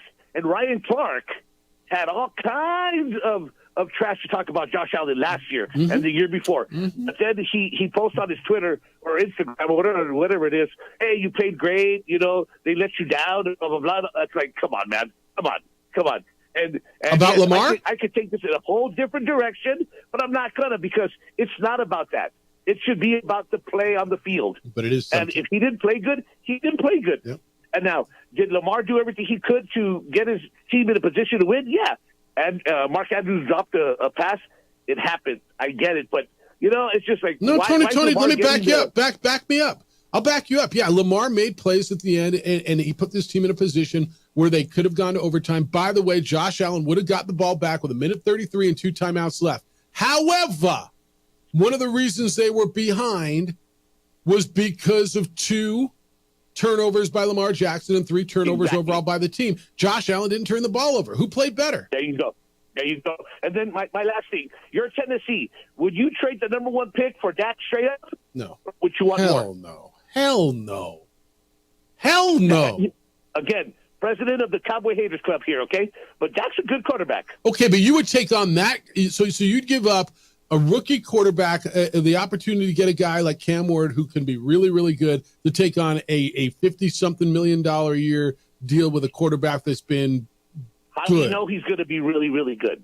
You don't. But you know what Dak is. So no, because is Dak going to make me a contender right away? No, I'm going to build, and I'm going to build off a rookie contract, and I'm going to go build a roster. I'm going to tell my brother-in-law that Jeff Sembieta said no. That's my. You asked me the question. You guys have a great day, man. See you, man. Would you trade number 1 overall straight up for Dak? No. Me neither. Miguel, what's happening? You're on the Sports Animal. Good morning, Miguel. Hey, good morning, guys. I know it's mostly football talk this morning, but you brought up Jimmy Butler. Yeah. And there's a ton of talk here in Phoenix that Suns are trying to get a hold of Jimmy Butler. So I got my own conspiracy this morning.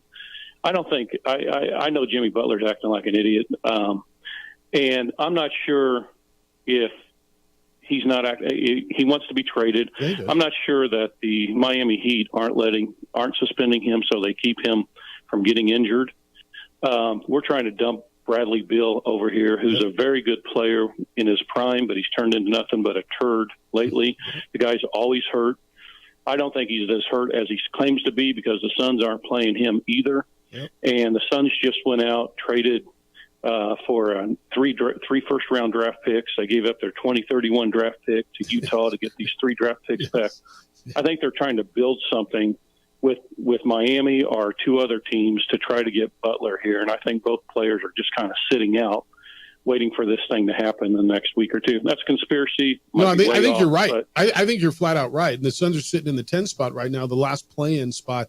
And I think you're right. It amazes me, Beal, Butler, how many dudes can make $50+ million a year and be that pissed off? Right, exactly. Yeah, and all it does is turn the fans off. Like I've been a huge Jimmy Butler fan going way back. You know, I mean, time in Chicago, wherever he's been. Yeah.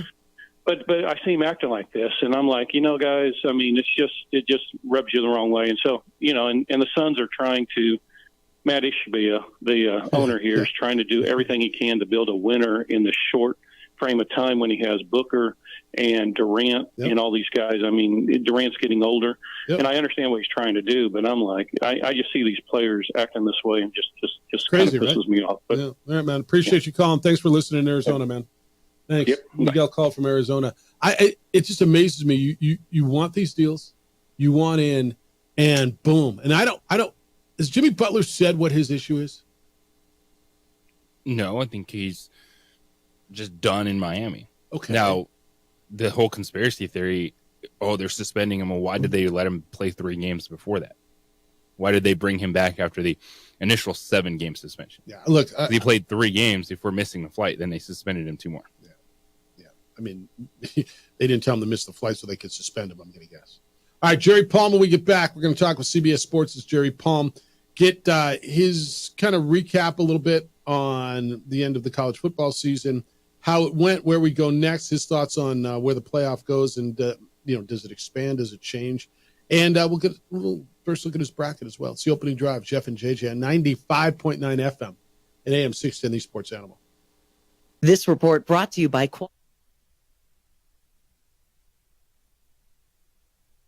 We would like to thank the following sponsors for making this broadcast possible. We would like to thank the following sponsors for making this broadcast possible. Hi, my name is Ruben, and I'm with the New Mexico Educational Assistance Foundation. We are proud sponsors of high school and college sports. Either college or trade, we can help you find the funding you need. Go to nmfafsa.org. That's nmfafsa.org.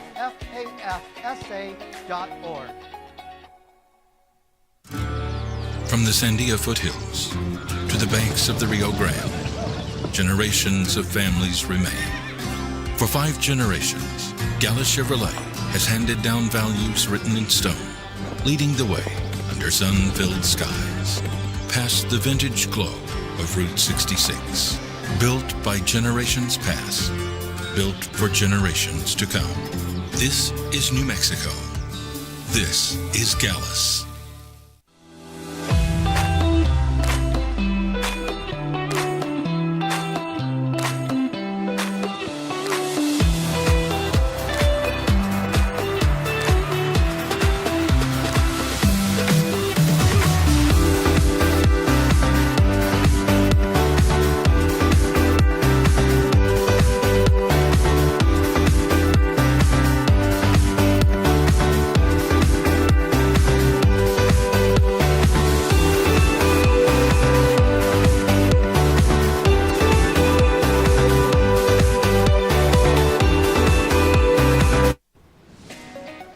My name is Ruben, and I'm with the New Mexico Educational Assistance Foundation. We are proud sponsors of high school and college sports. Either college or trade, we can help you find the funding you need. Go to nmfafsa.org. That's nmfafsa.org.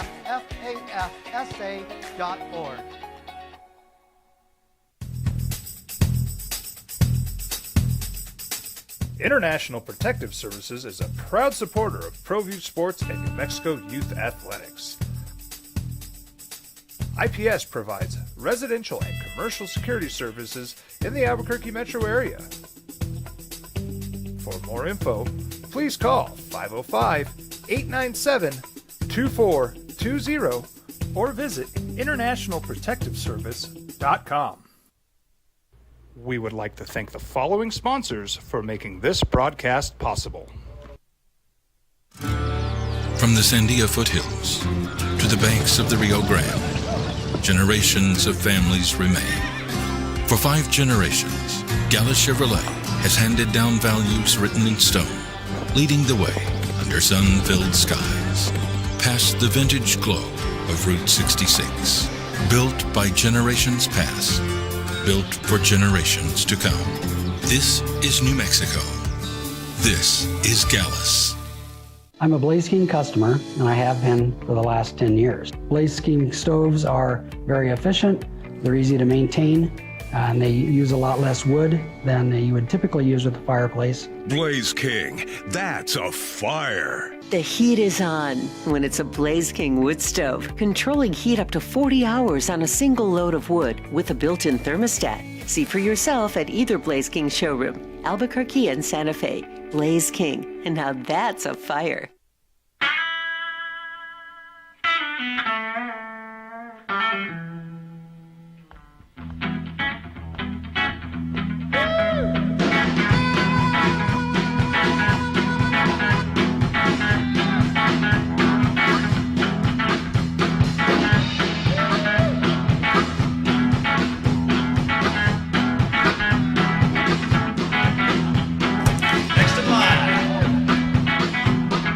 Rudy's is a proud supporter of ProView Networks.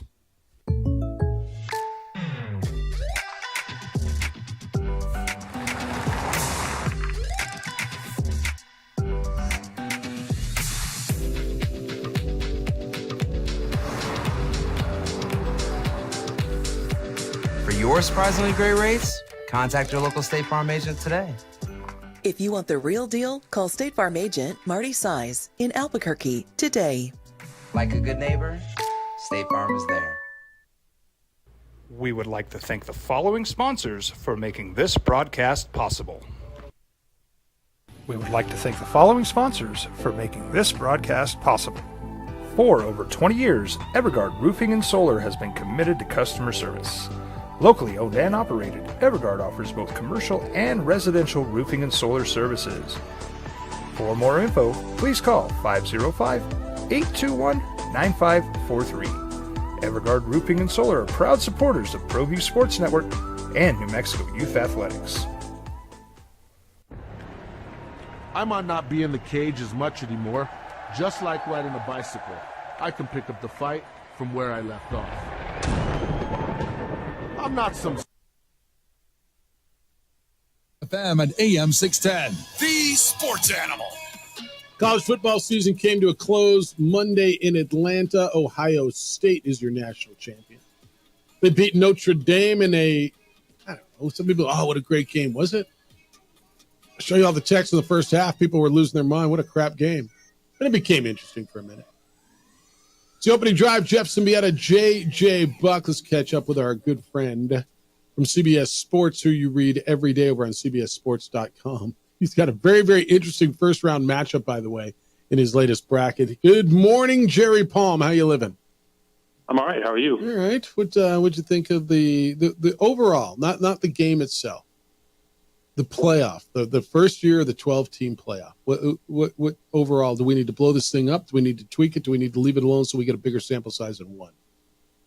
Well, I mean, a bigger sample size would be nice, but I think first of all, I thought, the home games were great, which is the thing I was most looking forward to was home games. Okay. I think they're kind of limited as to what they can really do. I think the schedule really hurts the teams with buys because, in the NFL, it's basically the NFL does the same playoff, right? Champions get buys. And so, you had like in the NFC this year, Minnesota's a 5 seed, even though they have the second best record, right? So, the college football playoff had similar things going on with their system. But the problem is in the NFL, you get a week off, right? Which you need after a 17-game grind, 17 games in 18 weeks. And, that's a nice respite. For college football teams that get a bye, you're off almost a month, and Christmas is in that month. And it's just hard to maintain your focus and, your intensity over that period of time. And so I think if you have a bye, especially because it's so long, that's a significant disadvantage. Yeah. The teams who lost, and it was Oregon, Texas, Boise State. Who was the ACC champion? It was Clemson. And Clemson. Did they lose because they were playing better teams? I mean, I could argue. Well, Clemson. I mean, Arizona State had the other bye. Oh yeah, Arizona State. Clemson had played in the first round. They played Texas in the first round, and Arizona State then played Texas. Arizona State and Boise State played higher-ranked teams.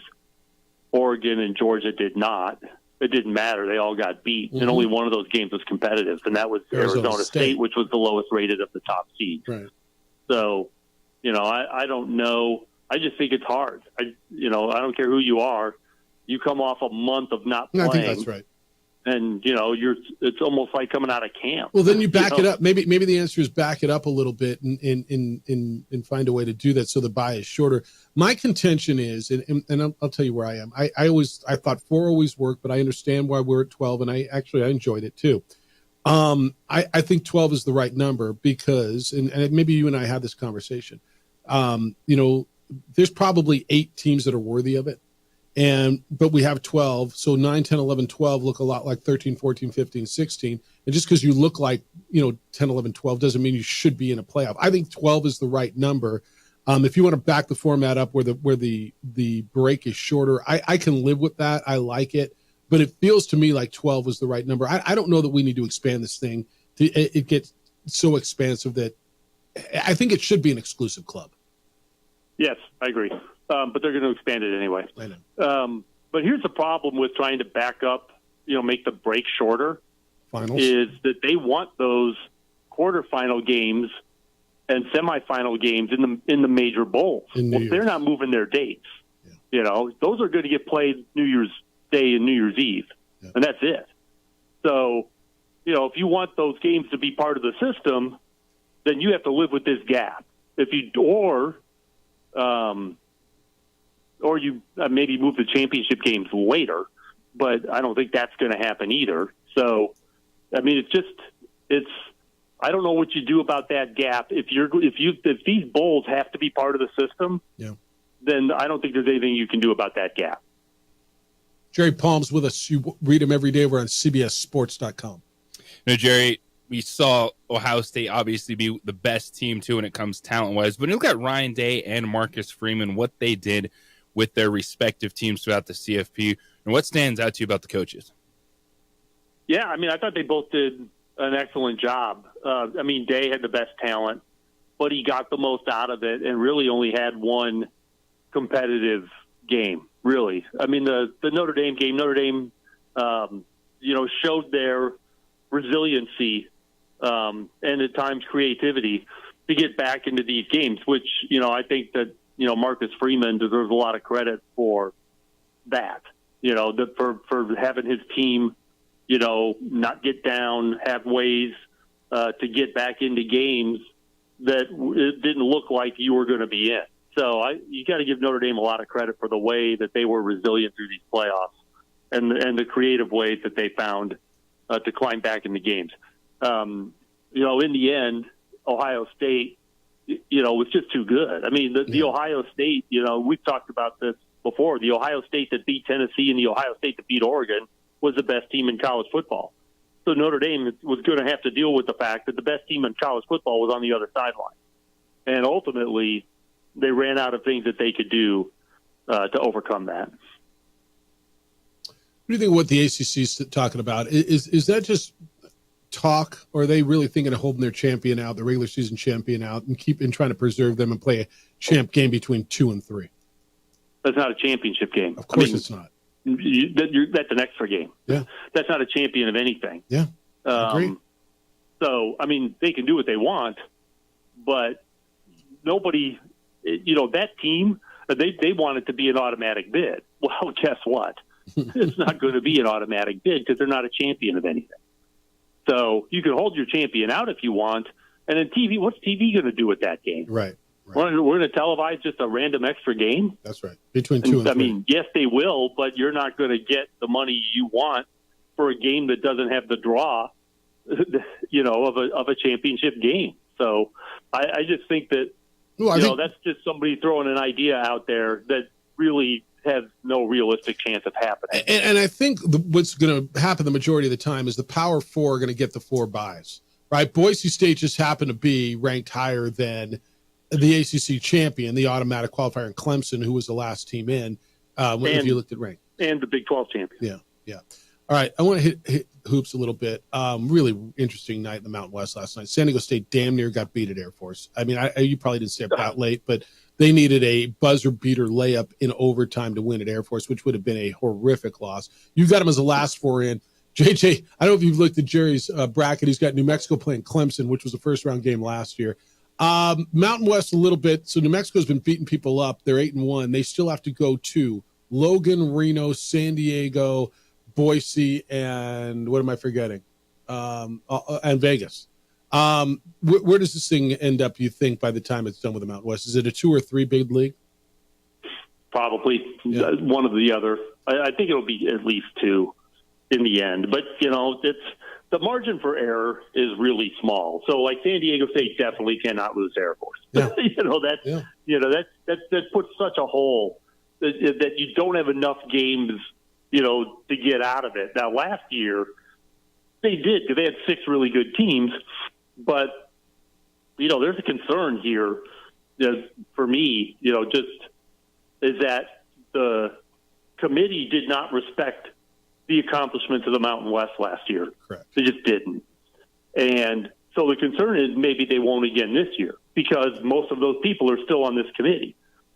So, I'm a little concerned that the Mountain West may get underrepresented once again. So the margin for error has to be considered really small. Yeah, I think Utah State's nice. And you got next Saturday, New Mexico's up there, which is going to be a really fun one. But, you got teams that will beat you. Like UNLV can beat you, and then they go and lose at home. Like they beat San Diego State, they beat Utah State, and then they lose at home to Wyoming. And you're like, what are we doing? Right? But you look around the world, Michigan loses to an 0-6 Minnesota team. It happens. But they got more leeway. Yeah, Purdue got beat at home by Ohio State, their first home loss in 28 games. Yeah. But they were coming off a West Coast road trip with a couple of rock fights. The travel in the Big Ten is not. Purdue's the most recent example. No. The travel in the Big Ten is definitely hurting teams. Ask Mick Cronin. Yeah. Oh yeah. Like I said, it's not just Purdue, but Purdue goes to Rutgers, comes home for a game, goes out west for 2 games, comes back 2 days later. They're playing Ohio State at home, and you're watching that game, and it's like they get in the second half, they got no legs. Yeah. What are you going to do? But everybody has that problem in the Big Ten. And, a lot of it is, the West Coast has it worse because they have to come east more often than the other teams have to go west. But it's just crazy. Yeah, what do you make of kind of Mick Cronin over the last couple of weeks? He's been kind of feisty. I don't think he's real happy with his team, and he's taking it out on everybody. And I don't really blame him. They beat Iowa. That was a good one for them. But, that's there's no way he's there next year, right? Boy, I don't know. It doesn't sound like he wants to be. That's my point. I don't know that they're going to fire him necessarily. No. He's making a lot of money. him talking about having to go back east 4 times, and his whole thing where he went off on that reporter the other day. Look at the NFL and look at their records going east, and these guys only have to come out once. They come to California and it's 70 degrees, and they vacation out here and they stay in the same hotel and they don't have to move. He's not wrong. And this is ones that go to California, yes. The ones that do the Northwest, Pacific Northwest part of the trip. It's different. It's a little different up there, but yeah, but they only got to make one trip out west, and this was all football. Yeah. And we all said, wait till they get to basketball. Hell, wait till baseball and softball coaches start complaining about this. Yes. Oh, yeah. But I mean, that's absolutely right. That's absolutely right. I mean, his complaints are completely legitimate. And, when they announced that these 4 teams are going to join the league, we all knew this was going to happen. Everybody knew. It's not like now it's happening and we're all surprised. No, we all knew it was going to be like. Because how could it be any other way? Yeah. Speaking of feisty coaches, let me think about what we've seen at UConn. The best coach in the bleeping sport. Yeah, I feel like I talk about him every week anymore. It's just, it's big timing of ref. I'm surprised he didn't get teed up for big timing the ref. Don't turn your back on me. Don't turn your back on me. Well, I mean, he's frustrated with his team too. Whatever, they won. They're still winning. Yes, but they're struggling. And there's been some strange things going on. People saying, dumb things. And I don't want to say dumb things. Like Mick Cronin's frustrated. He wasn't really saying something dumb. He's just frustrated. Yeah. And then Danny Hurley's mouthing off. He's been kind of going off a little bit this season because the team's not doing what they expected to do. So they can. Yeah. It's Jalen Rose said Matt Painter's going to have to change the way he recruits. No, they all are. Yeah. They all are. All right, read him every day over at CBSSports.com. He'll be with us next Thursday, coming up at 8:30. Always appreciate the conversation. You got a new bracket coming out tomorrow, correct? Yep. All right, check for that tomorrow over on CBSSports.com. Have a great weekend. We'll catch you next week. All right, thanks. See you. I didn't even ask him about the new Bears head coach. He's a big Bears fan, Ben Johnson. Jerry Palm from CBS Sports. It's the opening drive on 95.9 FM at AM 610, the Sports Animal. This report is sponsored by Lowe's. Shop.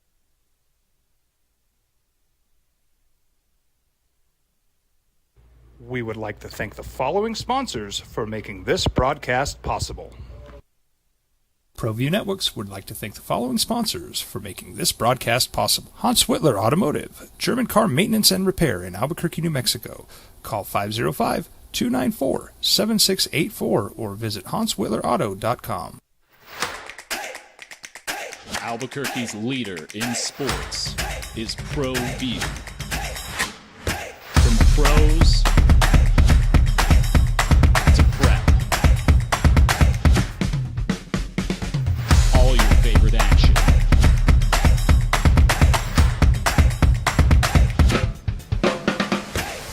All your favorite talk shows.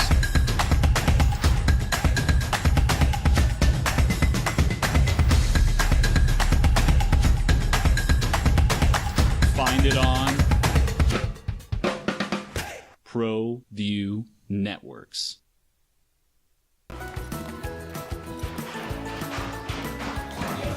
Got shots?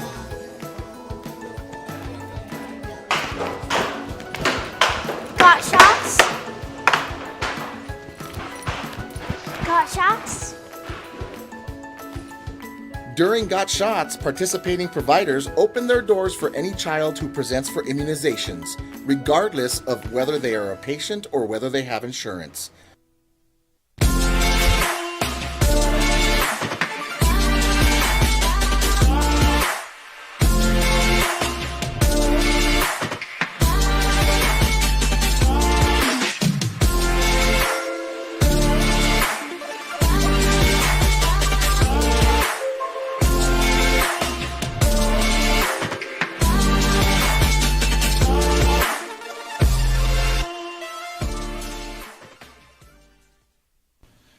TurboThreads is a proud sponsor of ProView Networks. Almost 30 years of experience means fast service, great prices, and a wide selection of apparel from t-shirts to performance sport shirts, even jackets and hats. They feature low minimums and no setup charges on most orders. Turbo Threads is located at 1503 Golf Course Road in Rio Rancho, or find them on Facebook, online at turbothreads.com, or call 999-1234 for Turbo Threads. Well, I'm going to the frontier, walk up to the cashier, order up a root beer and a number one. Cover it with green stuff, one scoop is not enough. Find a booth is real tough, back by the Duke. Meet my family, meet my friends in the quirkiest restaurant I have ever been. All of Albuquerque's favorite spot, it's the Frontier Restaurant. The Frontier Restaurant is a proud supporter of ProView Networks. International Protective Services is a proud supporter of ProView Sports and New Mexico Youth Athletics. IPS provides residential and commercial security services in the Albuquerque metro area. For more info, please call 505-897-2420 or visit internationalprotectiveservice.com. Don't sacrifice quality and flavor when you're in a hurry. Golden Pride offers ribs, fried chicken, red and green chili breakfast burritos, and Frontier sweet rolls. 4 great locations, or visit us online at goldenprideabq.com. Golden Pride Barbecue Chicken and Ribs are proud supporters of ProView Sports.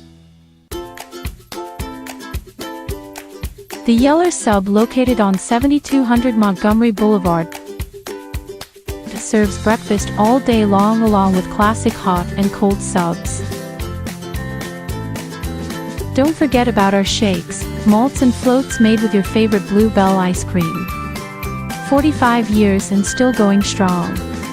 Come on down to the Yeller Sub, official sandwich of ProView Networks. We would like to thank the following sponsors for making this broadcast possible. For over 20 years, Evergard Roofing and Solar has been committed to customer service. Locally owned and operated, Evergard offers both commercial and residential roofing and solar services. For more info, please call 505-821-9543. Evergard Roofing and Solar are proud supporters of ProView Sports Network and New Mexico Youth Athletics. I might not be in the cage as much anymore. Just like riding a bicycle, I can pick up the fight from where I left off. I'm not some slick-haired outsider posing with borrowed gloves. I grew up here. New Mexico is in my blood. I'm a New Mexican fighting for other New Mexicans. I'm Adam Oki. I'll be your champion in the courtroom.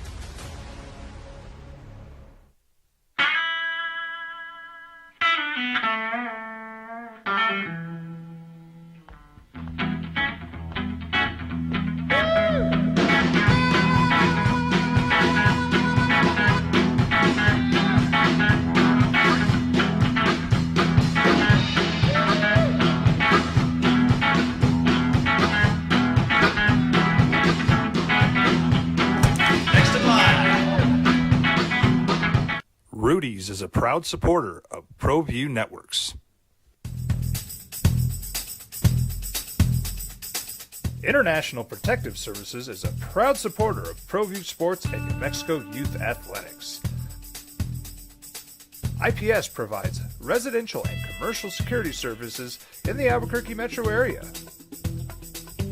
For more info, please call 505-897-2420 or visit internationalprotectiveservice.com.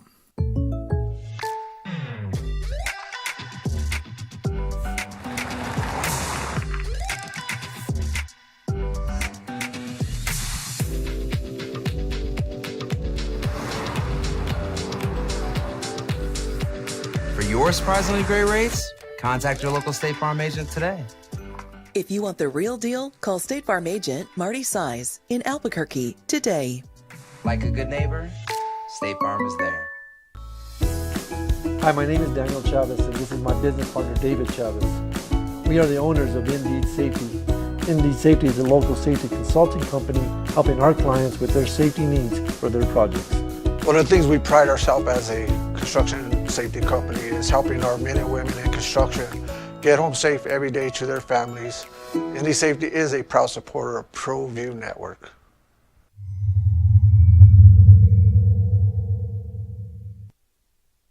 We would like to thank the following sponsors for making this broadcast possible.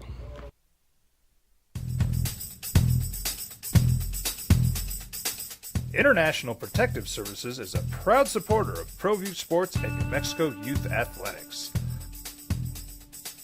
IPS provides residential and commercial security services in the Albuquerque metro area. For more info, please call 505-897-2420 or visit internationalprotectiveservice.com.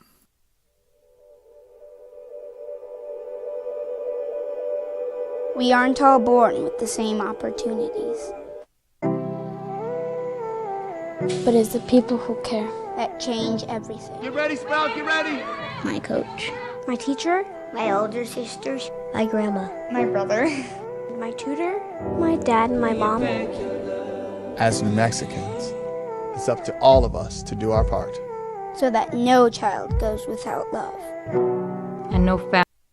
Sign says, ask Jerry, sorry about this. I just saw it now. Would Jerry agree that Jeremiah Smith would be a top 5 pick if he could have come out in the draft this year? That's the freshman receiver at Ohio State. I think everybody agrees that, don't you think?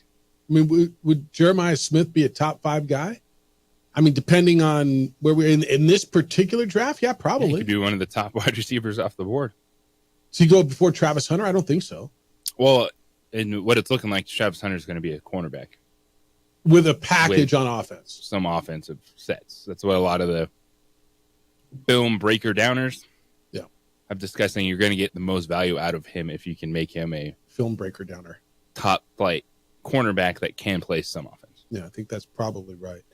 All right, emails, Jeff at sportsanimalabq.com. Jeremy said the referees just called their first penalty against the Bills, Jeff. See what he did there? They're playing the Chiefs this weekend. James is in on scheduling. What'd you say, tape breaker downer? This is like schedule making. James said, Jeff, we had a call yesterday that said a director of scheduling needs to be added at UNM. That can't happen soon enough. Why are the women playing at the same time as a critical game for Lobo basketball on Fox? Real Fox, not Fox Sports XYZ, where you need this package and that package. Then we'll probably have to watch via a crummy net stream anyway. This one's probably avoidable. I'll give you this. I don't know the answer. I'm going to guess the women's game schedule was set long time ago. Boise State probably made their travel arrangements in and out, and then Fox took the game, the men's Lobo UNLV game, and put it at 1 o'clock in the afternoon. I'm going to guess that's the reason, and the women just said, we're not moving times. We can discuss it more. Is that am I close? Well, all the Saturday games for women's basketball are 1 or 2 o'clock the entire season. Yeah. All right. I think it's a lot of that too is so travel. You don't have an extra day where you have to spend the night. It's travel. Yeah. That they're like the men, they'll play late, they'll do TV, they'll spend the extra night. Women's basketball, you're in and you're out. Yep. All right, 505-246-0610. When we come back, I want you to hear what Mick Cronin had to say. What Eric Musselman, USC's coach, had to say about the travel going back and forth and what you think about it. Because they're two different messages. It's the opening drive. Jeff and JJ, 95.9 FM and AM 610, the Sports Animal.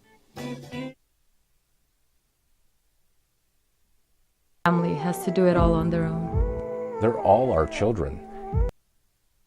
We would like to thank the following sponsors for making this broadcast possible. ProView Networks would like to thank the following sponsors for making this broadcast possible. Hans Whitler Automotive, German car maintenance and repair in Albuquerque, New Mexico. Call 505-294-7684 or visit hanswhitlerauto.com. Hi, my name is Ruben, and I'm with the New Mexico Educational Assistance Foundation. We are proud sponsors of high school and college sports. Either college or trade, we can help you find the funding you need.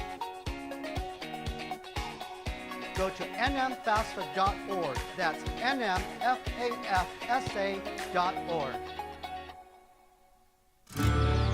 From the Sandia foothills to the banks of the Rio Grande, generations of families remain. For 5 generations, Gallus Chevrolet has handed down values written in stone, leading the way under sun-filled skies, past the vintage glow of Route 66. Built by generations past, built for generations to come. This is New Mexico. This is Gallus. High school sports are back. You can watch every ProView Network broadcast online on the NFHS network. Every moment from every game from every sport, including all NMAA state championship games. Get your monthly pass now. Just go to ProViewNetworks.com, click on the NFHS logo, and sign up today. Watch New Mexico's best. What's going on, Lobo Nation? Ja'Cory Krosky-Mir here. And I'm Devin Dampier. The Lobo football team is going through some changes, but we're here to stay. We'll put in the work on the field and in the weight room, but we'll need your help off the field. 505 Sports Venture is leading the charge in the NIL space. And you can be part of it. You make my heart better. Shorty, she better than all my intentions. Locked in, shorty, you got my attention. CEO, baby, I get you the business. Touchdown and pay you a visit. I'm David C. Chavez, personal injury attorney. For over 4 decades, our law firm has remained steadfast in our commitment to serving the remarkable people of New Mexico that have been injured through no fault of their own. I'm a New Mexican fighting for New Mexicans. I received my bachelor's degree at NMSU and earned my law degree at UNM. I can proudly say I'm both an Aggie and a Lobo. Call now and I will meet with you. 40 years strong, and we're still as local as red and green. I was born in New Mexico. I grew up on these streets. I got in trouble here, and I fought my way back in boot camp. I love New Mexico, especially the people. Now I'm using my training, tenacity, and energy to fight for you. I'm Adam Oki, lawyer, fighter, and New Mexican. I was a local athlete here in New Mexico, so I'm proud to support your local athletes.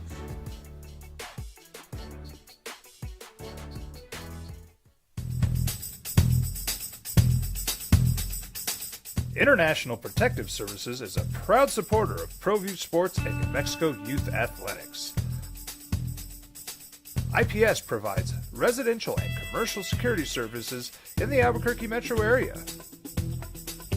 For more info, please call 505-897-2420 or visit internationalprotectiveservice.com. Albuquerque's leader in sports is ProView. Now, voted the best sports show in New Mexico for 5 years running. It's the OD in the AM with 3-time New Mexico Sportscaster of the Year, Jeff Symbieta and JJ Buck. Yeah, Thursday morning I had a good conversation with Jerry Palm from CBS Sports. If you missed it, it's over on our website, sportsanimalabq.com, or will be. You can click on the opening drive. All of our conversations are there. You can listen to the show on our app. Adrian's produced it on ProView Networks. Our visuals, you can watch the show on Xfinity Channel 26 throughout the state of New Mexico on our Facebook page. The OD and the AM as well. Jeff Symbieta and JJ Buck. I want to get into this a little bit. And I wonder what the effects are going to be long-term, not on football coaches, but more so basketball coaches and our jobs in the power conferences. And I say that in the Big Ten or in the Big 12 specifically. I guess the ACC as well. Where you've got isolated West Coast teams. USC and UCLA, Oregon, Washington, the Big Ten. Stanford, Cal, and the ACC. Arizona State. I guess you could somewhat throw Utah and Colorado in, but yeah, probably. In the Big 12. Are those jobs going to be less coveted? Are guys like a Mick Cronin not going to want a UCLA job because of the travel? These are set up for football, okay? These super leagues are set up for football. The Pac-12 blew up because of football. And we all sat around, JJ, and we said, well, what is it going to mean for basketball and more so Olympic sports? Right? You travel in the Mountain West. You travel with Global Women's Basketball. Your toughest trip is Logan, Utah, or Laramie, Wyoming, right? But you get there pretty quickly. It's not a full day's worth of travel. I mean, often you do this show, you get on a plane in the afternoon, you're there, you do a show up there, and you're home 2 days later. You're home you're home from Logan, Utah by midnight 2 nights ago. Yes, the travel in the Mountain West Conference makes sense with the world that college athletics is. And college. These are theoretically student athletes.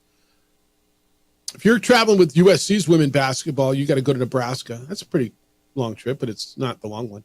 You got to go to Rutgers and Maryland and Ohio State and Michigan and all that. I wonder long term, is it going to drive coaches away from the West Coast jobs? I wonder long term, is it going to hurt the West Coast teams in regards to postseason play? Are they gonna qualify less? And I want a 5 to 7 year sample size, but will they qualify for NCAA postseason less than they did in the past? And yes, because there was always a West Coast league, the Pac-12, so you always had teams, but less than they had. Will UCLA be in less NCAA tournaments? I mean, what about baseball? What about all those other sports? I'm looking forward to the sample size in 5 to 7 years. The NCAA tournament question is one to ponder for sure, because yes, you're in the Big Ten, but if you're finishing at the bottom of the Big Ten, well, yeah, they might get 10 or 11 teams in, but are you going to be able to consistently be one of those top 10 teams? I think more times than not, the answer will be yes. I don't think all 4 of them are going to fall off the face of the earth. Washington's at the bottom, right? Yeah.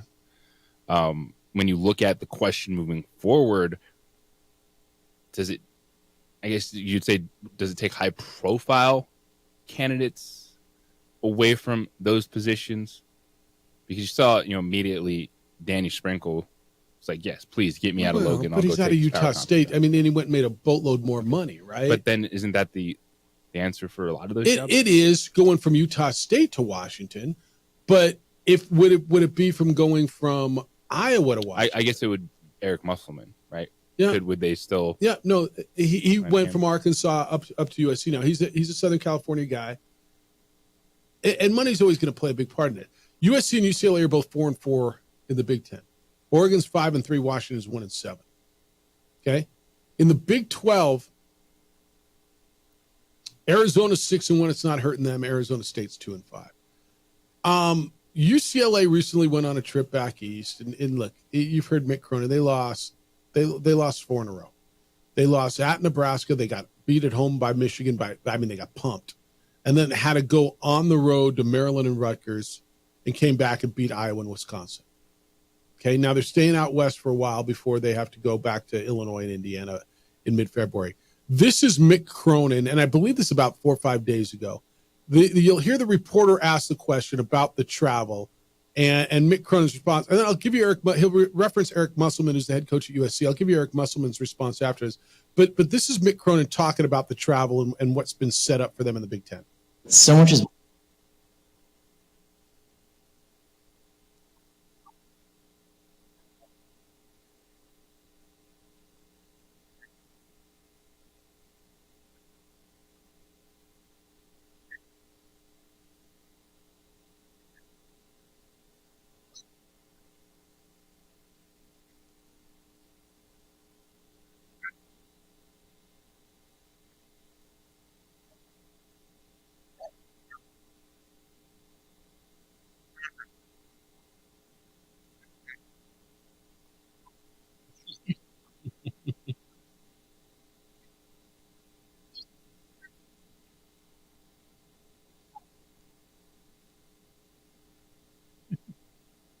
He's looking off to the side.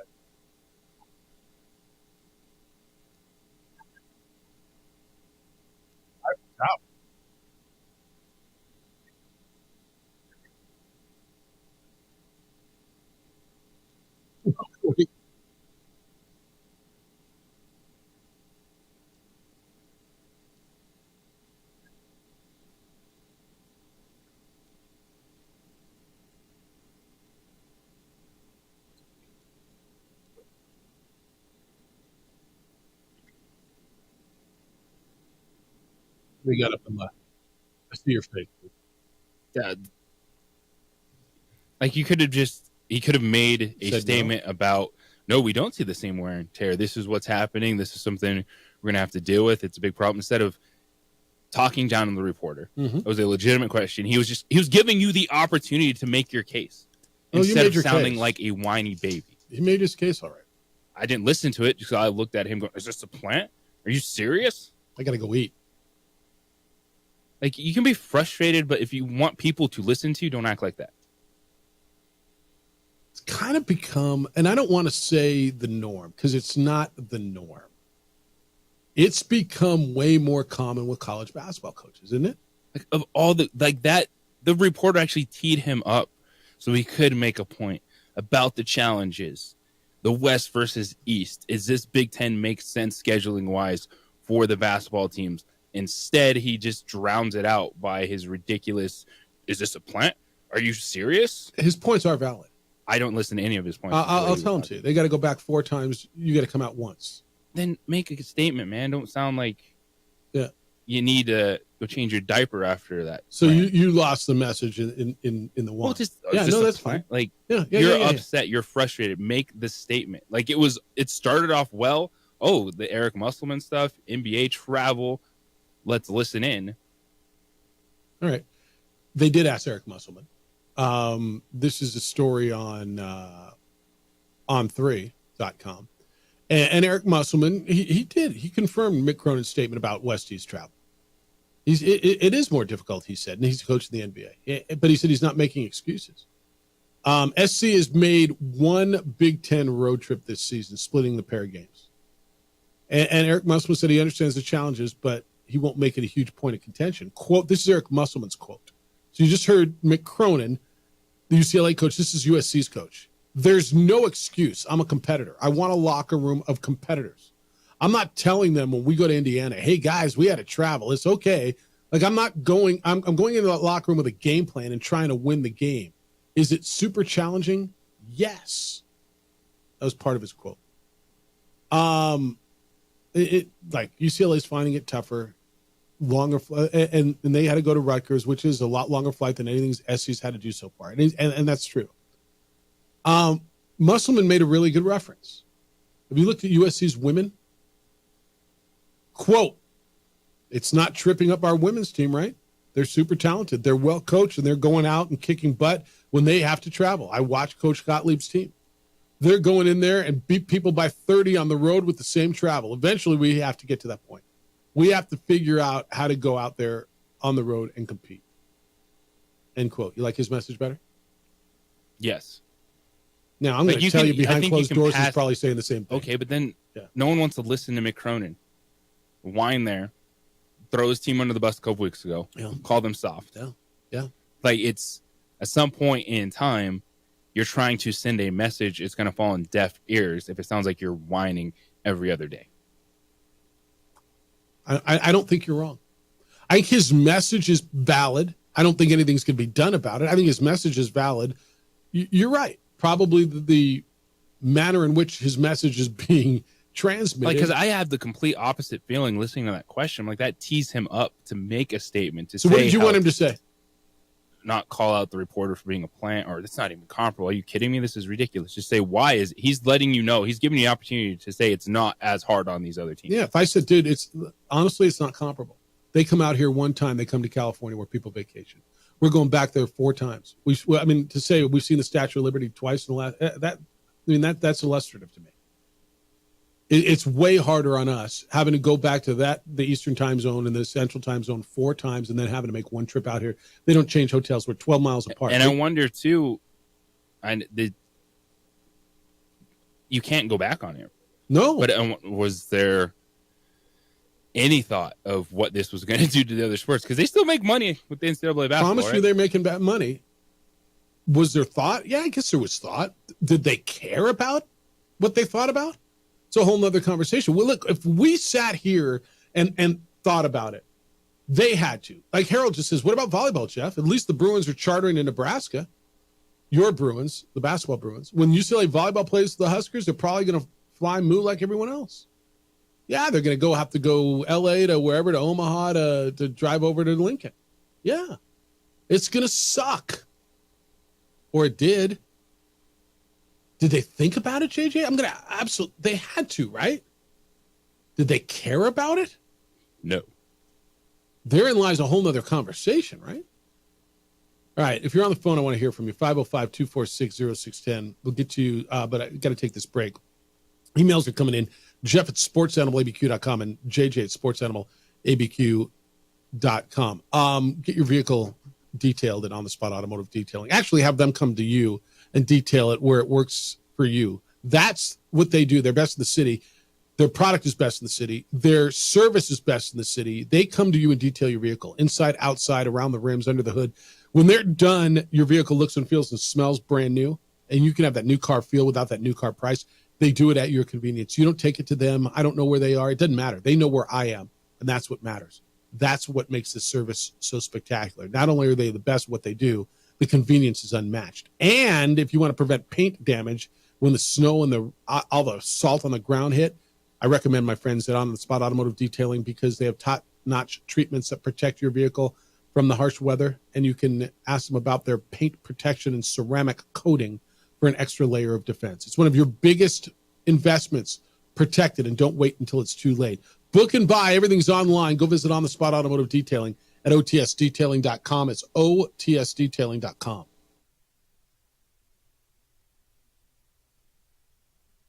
We would like to thank the following sponsors for making this broadcast possible.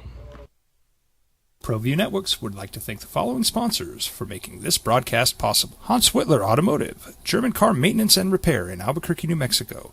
Call 505-294-7684 or visit hanswhitlerauto.com. Hi, my name is Ruben, and I'm with the New Mexico Educational Assistance Foundation. We are proud sponsors of high school and college sports.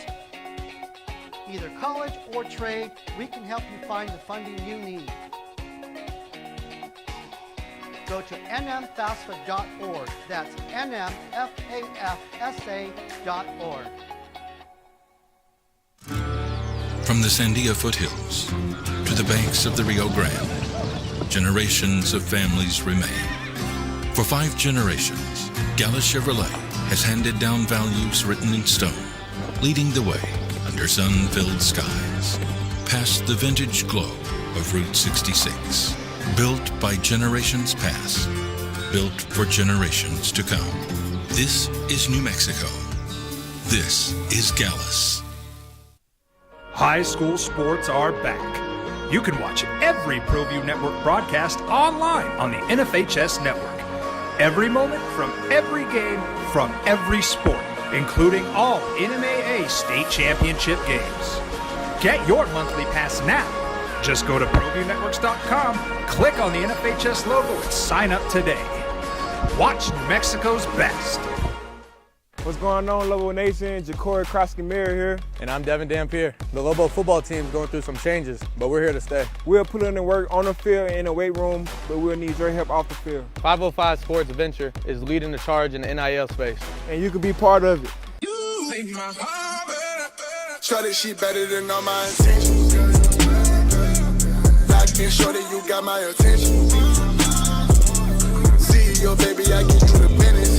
Touchdown and pay you a visit. I'm David C. Chavez, personal injury attorney. For over 4 decades, our law firm has remained steadfast in our commitment to serving the remarkable people of New Mexico that have been injured through no fault of their own. I'm a New Mexican fighting for New Mexicans.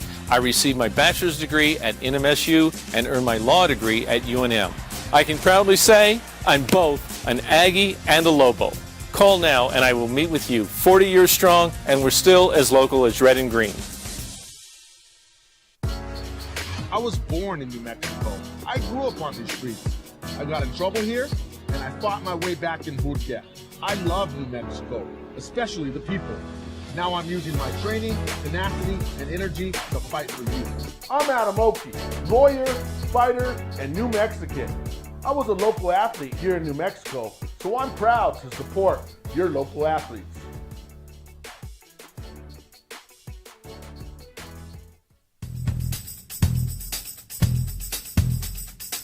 International Protective Services is a proud supporter of ProView Sports and New Mexico Youth Athletics. IPS provides residential and commercial security services in the Albuquerque metro area. For more info, please call 505-897-2420 or visit internationalprotectiveservice.com. Albuquerque's leader in sports is ProView. From pros to prep. All your favorite action.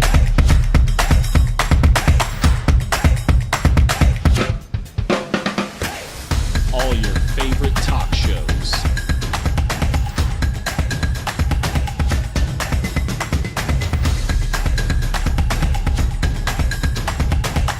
Find it on ProView Networks.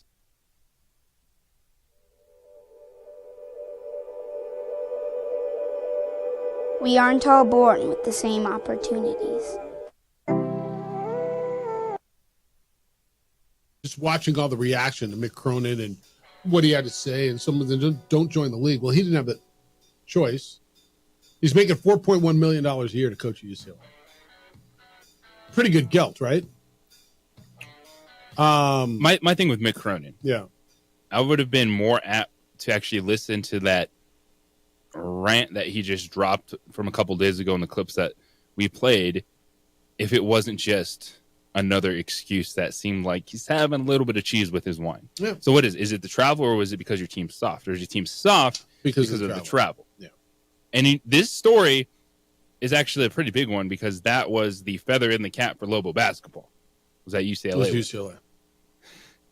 They keep kind of just dropping down. Right now they're an 8 seed in the Lace bracket from Jerry Palm, but that was one you really wanted to have on your resume and make sure that that's a solid win, which I think it's going to be, but it's trending in the wrong direction right now.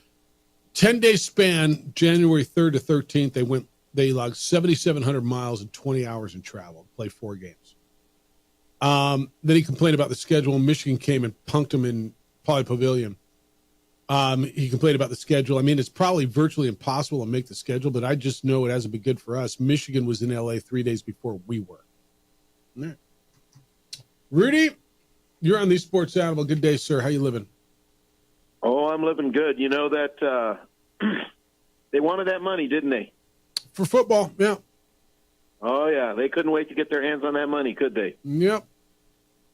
And I'm sure Mick Cronin got some of that money, too, as a form of a raise or compensation. Well, so where $4.1 million is coming from. That's how you can afford to pay guys that. I said this years and years ago, man. Remember when I came back from that first league meetings where Fox and ESPN and did their deal with the Pac-12? And I remember at the time, $30 million per school was a lot of money. And I said, you know, what that means is if they want to steal your basketball coach and pay Steve Alford $2.6 million a year, they got the money to do that because of football. And it's the same concept that's playing out now. Yeah, that's where the money's coming from. And they're going to hate it. And the longer this goes on, the more they're going to hate it. But that's just what you have to do. Look, in the Mountain West, they travel long distances, not coast to coast, but try getting to Logan, Utah in the middle of the winter. Try getting to Laramie, Wyoming in the middle of the winter. JJ so played, travel is travel. The women played a 6:00 game in Logan, Utah 2 nights ago, and JJ was home by midnight. Like with charters, I mean, it's just geography is what geography is, man. It's an hour. What was an hour and a half flight, right? So. Yeah. Meanwhile, back at the ranch, was that an insane game last night with Air Force and San Diego State? Yeah, it was like, what the hell's going on here? I mean, literally, what are we watching? When are they going to pull away and win this game? And it's like, holy bleep, they're going to lose this game. I still am trying to figure out how Air Force couldn't be ready for that last play, but they weren't. That pick that got set at midcourt, it's debatable whether that was an offensive foul or not, but you got to have somebody. You can't chase the guy. You got to have somebody in front. And if you're going to do that, try to not what's the word? Run with him instead of the moment the Air Force player got sideways, it was all over. Yeah, but Rudy, what's more amazing to me isn't the final play where they had 4.5 seconds to go the length of the court. how the hell do you allow the Air Force guy to get through and chip in a missed free throw? There were a lot of mistakes that San Diego State made last night, and I'm just wondering. Their offense looks really just sluggish, and they just don't seem to be playing with much energy. But I know one thing about San Diego State: they'll be there at the end. They always have been. They, ever since Fisher got there, and as much as I dislike Steve Fisher, he did a really great job, because I remember when going to San Diego State we went to Peterson Gym. Of course, you remember Peterson Gym. Yeah, that's where I did my first ever play-by-play. Yeah. Watching the water seep in through the bottom of the doors, and there's guys there with whatever towels, and go get some sandbags, and that was one of the craziest. And I think New Mexico was up 44-4 in the first half. And they tried playing at the sports arena out there. Yeah, I think they got 100 people. Yeah. So congratulations to San Diego State for beating the odds and hiring a good coach. And now they're going to split and go to another conference where they think they're going to make more money. And this whole conference realignment has turned into, in my opinion, total insanity. The regional rivalries and everything that were there that made college sports so great, who knows? They're in tatters. But we'll see going forward what they're going to do. Yeah. All right, man. Good to hear you. I was reading JJ's Matt Norlander said something. Matt Norlander's he's CBS Sports, right? One of their columnists, talking about the travel and Mick Cronin and look, this is the tip of the iceberg, boys and girls. This is halfway through year one of the Big Ten basketball schedule. This is what they signed up for theoretically for the long run, right? Norlander said, quote, "These are the consequences when you make super conferences determined by football interests. A predictable ramification of the graceless, endless quest to make as much money as possible through television contracts. Non-football sports will bear the biggest brunt in scheduling and travel logistics. UCLA will be paid well for its troubles. Big Ten is set to make more than $7 billion, that's with a B, $7 billion through 2029-2030, thanks to its record-setting media rights deal. Quote, there's no perfect way to do this, end quote, one Big Ten source told CBS Sports. Quote, given the variables, this is what it's going to be, end quote. I'm going to go back to what you said. Because you said, didn't they think of this? I mean, of course they did, JJ. If we sat here in Albuquerque, New Mexico and thought about it, yeah, they thought about it. Every president, AD, whoever was making decisions at SC and UCLA and then Washington and Oregon. Yeah. Did they care? Is a real question. The travel's insane. I honestly, there's a side of me that, did they think about what it does other than, oh, we'll afford the travel now because of this? Did they ask? Afford is one thing. Yeah, did they ask what it's going to do to the teams? How it could affect performance. We did. How could they have not? It was, please, for the love of everything, take us Big Ten. It's the nature of the beast, and I hear people saying Mick Cronin's not forced to do this, and you're right. And there are no other Big Ten coaches who are actively complaining about it. They may mention it, but it never goes into what Mick's doing. I mean, Danny Sprinkle, Dana Altman at Washington and Oregon. They haven't tiraded about it. Eric Musselman hasn't, right? He's trying to get his own ship right. And that's probably what Mick needs to do. And to your point, and their point, does Mick Cronin have to do this? No, he's at will. He's making $4.1 million a year. But whoever takes that job has to do it. And so I'll ask the question again, and we won't know the answer. I want to see a 5 to 7 year sample size.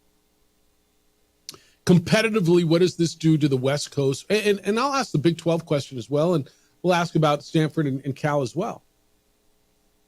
What does it do competitively to all of their sports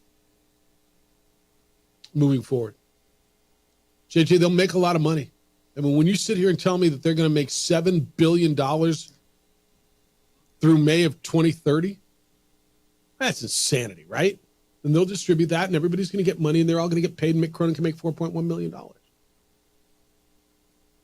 But I'm going to tell you, I just can't see him lasting on the West Coast beyond this year. give me a job that opens up, and I got to believe Mick Cronin goes back to it. Well, it doesn't sound like he's too keen on going back Midwest, but there's no league that you don't have to travel anymore at the power level. Mick Cronin to the Big West. Unless, I mean, look, SEC's going from Florida to Texas, right? And I got to believe if he's in a Big Ten school, let's just say he's at Illinois. Illinois is not going to open, but let's just say, Minnesota, Iowa, something like that. And he's got to go to California once a year, or he's got to go to he's fine with that, right? Because he's got the competitive advantage there. Yeah, it's insane. All right, 505-246-0610. I want to get back into some of the local stuff. I want to recap a crazy night in the Mountain West last night when we get back, what it means for the Lobos, and how things are setting up over the next week and a half, 2 weeks for the University of New Mexico, because it was a bonkers night last night. We'll get into that when we get back. 505-246-0610 is how to get here. Hey, the big game's coming up, and Twin Peaks is the place to be. The first 100 fans who arrive at Twin Peaks for the big game on February 9th will get a free square for a chance to win Twin Peaks gift cards at the end of every quarter. Plus, every fan scores free fried pickles just for showing up. Yep, amazing food, giveaways, and a front row seat to all the action. So get to Twin Peaks early on game day for the ultimate big game experience. Where else would you want to watch that big game? And if you're thinking about lunch today or happy hour, it's Twin Peaks. Step up your lunch game at Twin Peaks. They've got light yet hearty combos put together for you starting at just $7.99, featuring savory soups, crisp salads, and a variety of sandwiches to satisfy your every craving. Enjoy your next lunch break at Twin Peaks. And no one does happy hour like they do. Whatever your preference, they've got everything from tequila cocktails, then an extensive bourbon category, to top shelf spirits and cocktails served over ice balls, with local craft beers and handcrafted whiskey cocktails, rounding out that adventurous drink menu. It's second to none. Don't forget about their 29-degree drafts. It's all over at Twin Peaks. Go over and enjoy Twin Peaks.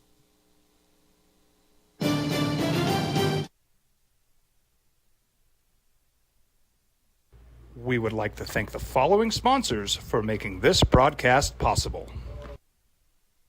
These days, it's important to know people and businesses you can trust. There's a lot of places where you can buy a vehicle, but there's only a few local dealerships where you'll find honest people who have your best interests in mind. And Fiesta Kia is one of them. We've been helping our neighbors save money and drive dependable cars for years, and we'd love to help you. With new Kias arriving daily, you'll love our selection and the peace of mind you'll get driving a Kia from Fiesta. So stop by and see us today at Fiesta Kia on Lomas, or just start driving now at fiestakia.com. Albuquerque's leader in sports is Pro View. From pros to prep, all your favorite action.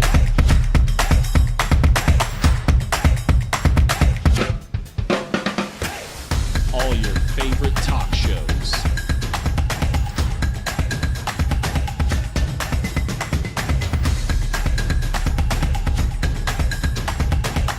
Find it on Pro View Networks. Well, I'm going to the frontier, walk up to the cashier, order up a root beer and a number one. Cover it with green stuff, one scoop is not enough. Find a booth is real tough, back by the Duke. Meet my family, meet my friends in the quirkiest restaurant I have ever been. All of Albuquerque's favorite spot, it's the Frontier Restaurant. The Frontier Restaurant is a proud supporter of ProView Networks. Hi, my name is Ruben, and I'm with the New Mexico Educational Assistance Foundation. We are proud sponsors of high school and college sports. Either college or trade, we can help you find the funding you need. Go to nmfafsa.org. That's nmfafsa.org.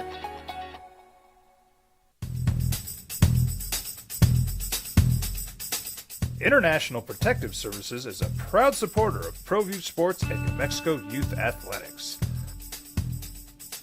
IPS provides residential and commercial security services in the Albuquerque metro area.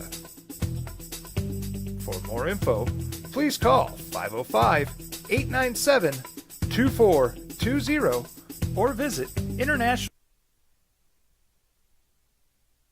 The Sepulveda fire, evacuation warnings for some residents in Sherman Oaks around 11:40 last night. Smoke over by UCLA and near Mount St. Mary's in LA in the Getty Center. If you're familiar with JJ, I know you are, the 405 and the Sepulveda Pass going into the San Fernando Valley. Yeah, there was a fire there too. So, I mean, if Mick Cronin, need another reason to get fired up. I'm just saying. All right, crazy night in the Mountain West last night. Lobos are back at it. They'll play at UNLV Saturday noon, 12:30 pregame, 1 o'clock tip over on News Radio KKOP. Lobos and UNLV. Then they take the middle of that week off, or at least they don't have a game. That is their open spot in the schedule before traveling to Logan to take on Utah State the following Saturday. JJ, Utah State was impressive last night. They ran Nevada out of their building. It was up in Logan, 90-69. Utah State beat Nevada. Ian Martinez with 23 points. They went bonkers, did Utah State from three-point land. I don't know how much you've all watched them. It's a high-pressure, full-court defense that really, really, really bothered Nevada last night. 18 turnovers for the Wolfpack. They go 8 deep, and Utah State was impressive last night. When they can score like that and shoot 16 of 30 from three-point land, they shoot almost 59% from the field. That's a tough team to beat up there. Yeah, Utah State, New Mexico are on a different level than everyone else in the Mountain West. There's teams that can get you, but the ceiling for the Aggies and Lobos is higher than everyone else. And we've seen that with the way they've won games, how they've won games to this point in conference play. And, Utah State, the style that they play, it is super challenging to beat them. And then you add in the three-point shot on top of that. And what they've been able to do, it's wild to me, man. Just thinking back, Craig Smith, Ryan Odom, Danny Sprinkle, all left. And yet here they are again competing for a Mountain West title to get to the NCAA tournament. It's crazy what's going on with There's that. Jared Calhoun, who's in there and doing it the way he's doing it. So they win big last night. You said anybody can get you at any time. Air Force did not won a league game. They were 0-7 going into last night's game. They haven't won a game since December. They are 3-15, and here comes mighty San Diego State. This is an easy one, right? I mean, their last win, they beat Air Force. They beat Stony Brook back in December, on December 7th. They've lost everything since. So here come the mighty Aztecs. It's going to be a roll. This was no roll. In fact, Air Force had this game won until they didn't. Went into overtime, and Wayne McKinney, who scored 18 points off the bench for the Aztecs, had to go coast to coast basically on an inbounds play and just get the layup off before the buzzer. And San Diego State wins in overtime 77-66. It was a 2-point game with 4.5 seconds to go. Air Force tipped in a missed free throw. How you let a guy get to the point where, I've seen offensive rebounds, right? We all have. What was the last time you saw a guy tip in a missed free throw like that? Get that close to the bucket, nobody boxing out. It's been a minute, right? Yeah. With what was on the line, Georgia froze last night at the end of the game. Didn't move on a rebound, and the Arkansas player missed it and just went right into the middle and scored it. It can't happen. What are you doing? It just can't happen. But it happened last night, and Air Force was up by a point, and they got the ball to Wayne McKinney, and he scored on a lay. He went coast to coast. It was actually pretty impressive. So San Diego State avoids that one. But I'll tell you what, San Diego State's they lose at home to UNLV on Saturday, and then barely get by a not good Air Force. This isn't a good Air Force team. Can they shoot? They got guys. Yeah, but they were 3-15. What's their net? 260, 291. Dude, the Aztecs, They want nothing to do with Colorado Springs. They'll go to Fort Collins, no problem. But Colorado Springs, no thank you. Yeah, I want to hear about the altitude and how soft you are, and why should we have to play in altitude, and it's cold and the play, whatever, man. Somehow you're better than that, and you're just not. You're just not. And then Colorado State was up big on Boise State at home up in Moby last night. Boise State came all the way back. Jalen Lake hit a 3-pointer with 4 seconds left. It was an offensive rebound by Jalen Crocker-Johnson, who got the rebound, kicked it out to Lake, and he hit it on the left wing. Got a whole lot of rim, man. And then Alvaro Cardenas almost scored at the buzzer for Boise State. The thing rimmed out. And Colorado State survives. So it's UNM at 8-1, Utah State at 7-1, Colorado State at 6-2. It's a huge win for Colorado State, by the way. Huge win for them. Yes, because now they're sitting there at 6-2 going, our hat, we're going to throw it in the ring. And I wonder how good they really are. But they're good enough, right? I mean, like, I still believe, again, UNM and Utah State are cut above that group, but that's the challenge, is any of those teams can get you. Yeah. Boy, it was something last night. What a weird night. And a good night in the Mountain West. Meanwhile, Florida, 5th-ranked team in the country, they had to survive on the road. Look, going on the road, I don't care where you are and what league you are. Florida played South Carolina, who was 0-5. Now they're 0-6 in the SEC. And they won by a point, 70-69. Florida's the 5th-ranked team in the country. It's hard, man, no matter where you go on the road. Texas A&M at Ole Miss, 63-62 last night.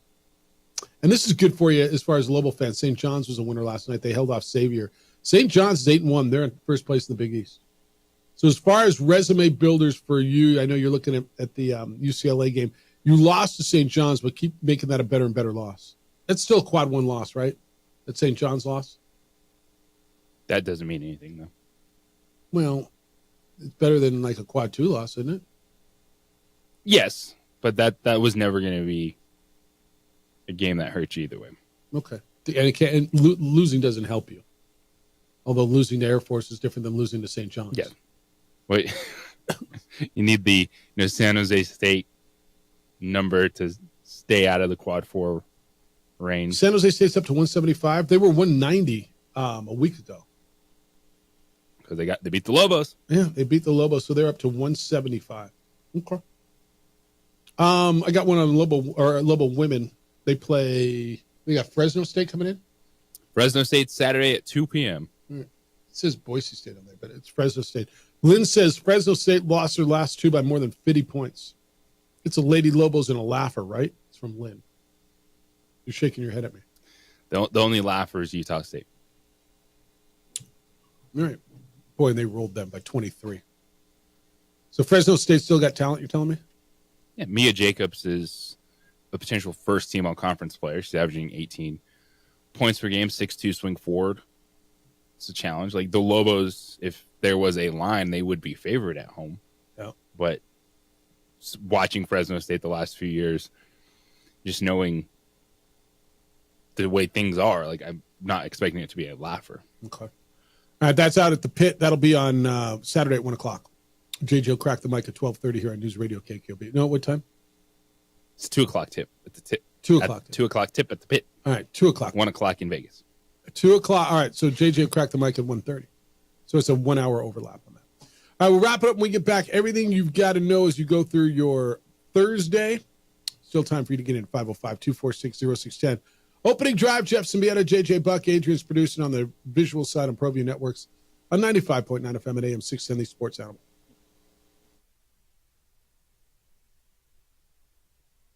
ProtectiveService.com.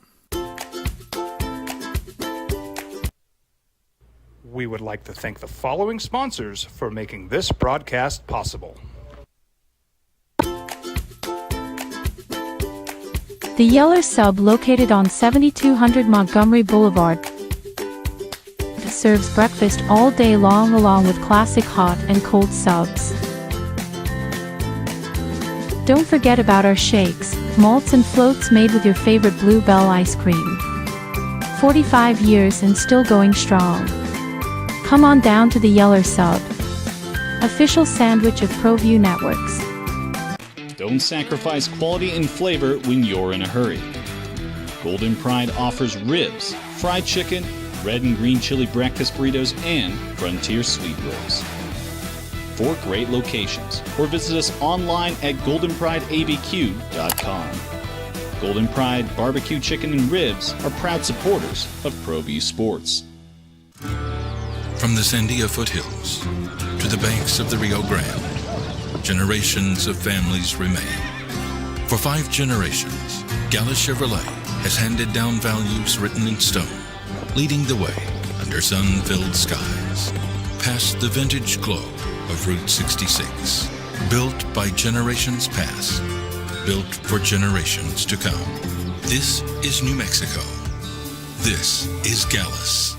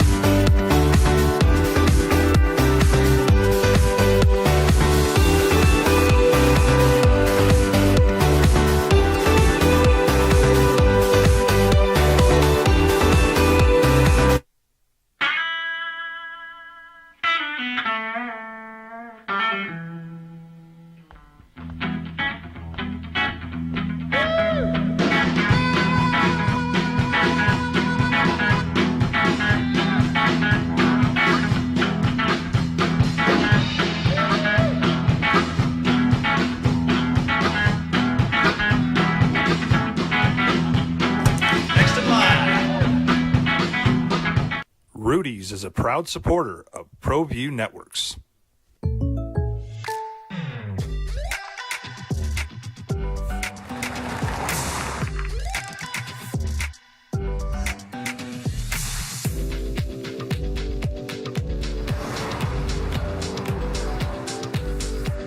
For your surprisingly great rates, contact your local State Farm agent today.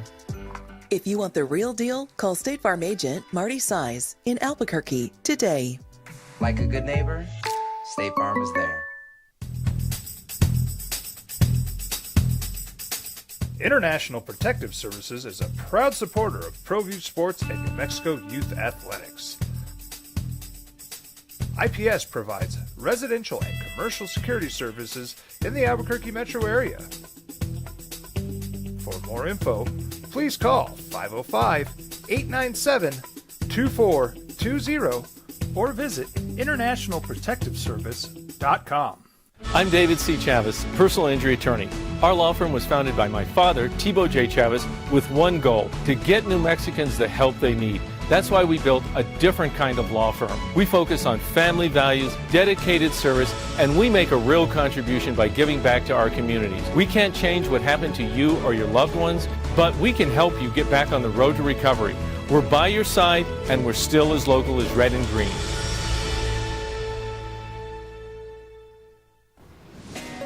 Hi, my name is Ruben, and I'm with the New Mexico Educational Assistance Foundation. We are proud sponsors of high school and college sports. Either college or trade, we can help you find the funding you need. Go to nmfafsa.org. That's nmfafsa.org.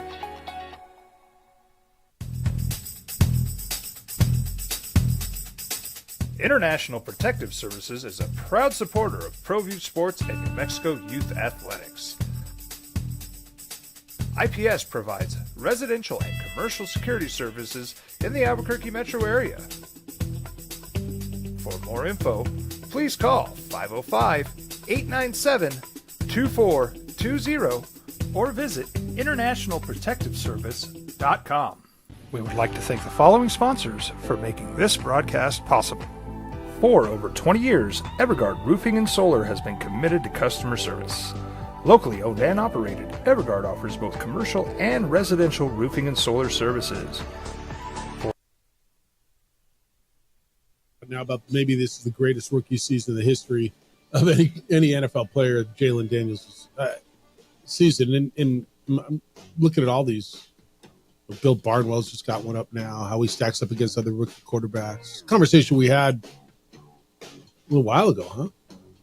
Yeah, because it's a conversation you have to have just based on the season. It's not over, and we could be looking at the first rookie quarterback to ever play in the Super Bowl, which would cement that. But getting the NFC Championship game, other rookies have done really well and have maybe better rating seasons. But when you add in the rushing factor, where that team was, and you've said it multiple times, they had the number 2 overall pick. Like, this was, hey, let's hopefully lay a foundation and build something. And then in year one, they're playing for an NFC championship this weekend. Yeah, let me give you the ultimate stat. And all of those things are good, and I think they all factor into the argument. Where they were the second worst team in the league, all those things. The biggest stat is winning. The biggest stat is winning, and there is no argument to be made that Washington is playing for an NFC championship in spite of their offense, right? It's because of their offense. When Peyton Manning won a Super Bowl with Denver, there are still people who scream at me that he was along for the ride, that their defense was the reason he won the Super Bowl. And there's an argument. He earned it. What do you mean? He might have been along for the ride there at the very end, but he put in that work, that 55 touchdown season. Well, if Raheem Moore could play defense, maybe it happens earlier instead of Joe Flacco getting that Super Bowl. Okay. Because you let a guy get over the top on the final play to send it to overtime. What are you doing? Oh, that's fair.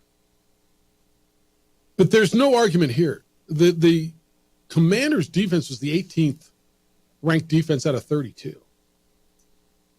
Other rookie quarterbacks who have great seasons in the past and guys who've gotten to the conference championship games, all of their defenses were third or better. There is no argument that Jaden Daniels is there in spite of him. No. They're there because of him, because of his playmaking. Did they get lucky on a Hail Mary? Yeah, they did. And it turned their season into something crazy. But he created that. Go look at the rest of it. I mean, what do your eyes tell you? Dude's poised. He's composed. He's good. He makes throws. He gets out of the pocket. He's smart when he does. That's why all these stories are coming out now about the greatest rookie season ever. Yeah, we had that conversation the other day. All right, what are people going to be talking about today? The finalists for MVP and all these other awards have come out. MVP finalists: Josh Allen, Saquon Barkley, Jared Goff, Lamar Jackson. Offensive Player of the Year: it's Barkley, Joe Burrow, Jamar Chase. Burrow was up for MVP also. Offensive Player of the Year: Barkley, Burrow, Jamar Chase, Derrick Henry, and Lamar. Wait. What? Something's missing. Josh Allen's not a finalist for Offensive Player of the Year. He is a finalist for MVP. I mean, does that tell you that he won MVP? It kind of feels like it does, right? Feels like a tell. But they're not that. They wouldn't do that. I sit here and like, they're not going to just give it away, right? I mean, is Josh Allen going to walk out with no awards? That would actually be pretty wild. Well, if he doesn't win MVP, he's walking out with no awards. So it's not going to happen where he doesn't walk out with them. I think he's going to be the MVP in this case, because where all of a sudden everyone's just like, I think everyone's going to vote Josh Allen for MVP, so I'm not going to put him on my offensive player of the year ballot. He's going to be the MVP, but then no one put him as MVP. Crazy. All right, Defensive Player of the Year: Zach Braun of the Eagles, Myles Garrett of Cleveland, Trey Hendrickson of Cincinnati, Pat Surtain of the Broncos, TJ Watt of the Steelers. You got a favorite there? Do you like who do you like? I mean, Zach Braun was really, really good. I don't have anyone that like pulls me initially where that's where I go. I agree. It's that one is where you take a little bit of time, kind of look at the metrics, the stats. Okay. There wasn't this like, oh my goodness season. Offensive Rookie of the Year. Is this easy for you? Jaden Daniels, Bo Nix, Malik Neighbors, Brian Thomas of the Jaguars, or Brock Bowers of the Raiders. This isn't, again, a regular season award. It's hard to just say it's cut and dry. It is now in the playoffs and say Jaden Daniels, but this was voted on before the playoffs started. I think even before the playoffs. I think you're right. It's Daniels. I'd go Daniels, Nix, Bowers. Bowers was really, really good, dude. Bowers set a rookie record with 112 receptions and almost 1,200 yards. It's the most by a first-year player ever at that position. It's a really good season. The year we saw Puka Nacua have last year, and then Brock Bowers comes out and does that. Hold my beer. And I do think that there's a chance that this draft could be one of the best offensive draft classes ever. Receivers and tight ends. And quarterbacks. Defensive Rookie of the Year, Eagles Cooper DeJean. The Rams, Brandon Fisk. Eagles cornerback, Quinyon Mitchell. Dolphins edge, Chop Robinson. And the Rams edge, Jared Verse. 2 Rams, 2 Eagles. Who do you like? I think Verse is I love Verse, man. What they did with those 2 picks right there. Phenomenal. Love Verse. Coach of the Year, make an argument for all of them, man. Dan Campbell, Kevin O'Connell, Sean Payton, Dan Quinn, Andy Reid. Those are your finalists. I'm listening to an argument for every one of them. What Dan Campbell did in the regular season and leading them to the 1 seed was phenomenal. Kevin O'Connell, they came out of the Vikings in a lot of respects nowhere to be a 14-win team. Sean Payton, back to the playoffs for the first time since 2015 with the Broncos with a rookie quarterback. Dan Quinn, first-year coach, took him from the 2nd overall pick with a rookie quarterback to the NFC Championship game. And hell, what Andy Reid does, all he does is win. But he never wins this award. I don't have a problem if you tell me any of them win. I really don't. Pick them. I'd go Quinn, Payton, O'Connell on my ballot. Okay. I don't have a problem with it. Assistant Coach of the Year, Joe Brady, Bills offensive coordinator. Vic Fangio, Eagles defensive coordinator. Brian Flores, what he did with the Vikings defense. And then the Lions 2 coordinators, Aaron Glenn and Ben Johnson. And then your comeback player of the year, the finalists are Joe Burrow, Sam Darnold, J.K. Dobbins, Christian Gonzalez, and DeMar Hamlin. And you like J.K. Dobbins there. Do. Coming off an Achilles injury, be the leading running back of a playoff team. Okay. Yep. So people will be talking about that. Mountain West last night, Utah State beat Nevada 90-69. Colorado State on a jumper by Jalen Lake with about 3 seconds to go. Holds off Boise State up in Fort Collins, 75-72. And San Diego State needed a last-second shot by Wayne McKinney in overtime to win 77-76 at Air Force, a team that has not won a league game yet. Which is something. Aztecs are spiraling a bit, man. If you had to put money on it right now, yay or nay, are they an NCAA tournament team? Nay. Nay? I might lean your way. I do think the league gets 3.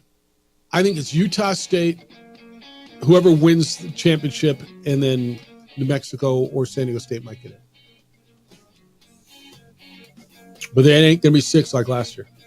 Thanks to Jerry Palm from CBS Sports.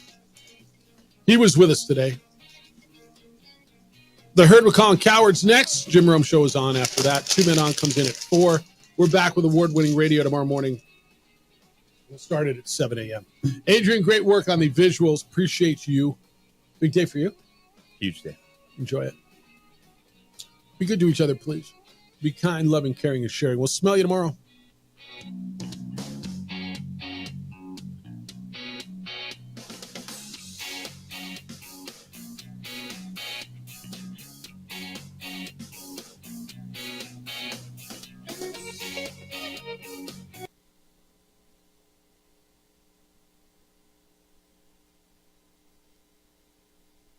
For more info, please call 505-821-9543. Evergard Roofing and Solar are proud supporters of ProView Sports Network and New Mexico Youth Athletics. I'm a Blaze King customer, and I have been for the last 10 years. Blaze King stoves are very efficient, they're easy to maintain, and they use a lot less wood than you would typically use with a fireplace. Blaze King, that's a fire. The heat is on when it's a Blaze King wood stove, controlling heat up to 40 hours on a single load of wood with a built-in thermostat. See for yourself at either Blaze King showroom, Albuquerque and Santa Fe. Blaze King, and now that's a fire. From the Sandia foothills to the banks of the Rio Grande, generations of families remain. For 5 generations, Gala Chevrolet has handed down values written in stone, leading the way under sun-filled skies, past the vintage glow of Route 66. Built by generations past, built for generations to come. This is New Mexico. This is Gallus. Hi, my name is Daniel Chavez, and this is my business partner, David Chavez. We are the owners of MD Safety. MD Safety is a local safety consulting company helping our clients with their safety needs for their projects. One of the things we pride ourselves as a construction safety company is helping our men and women in construction get home safe every day to their families. MD Safety is a proud supporter of ProView Network.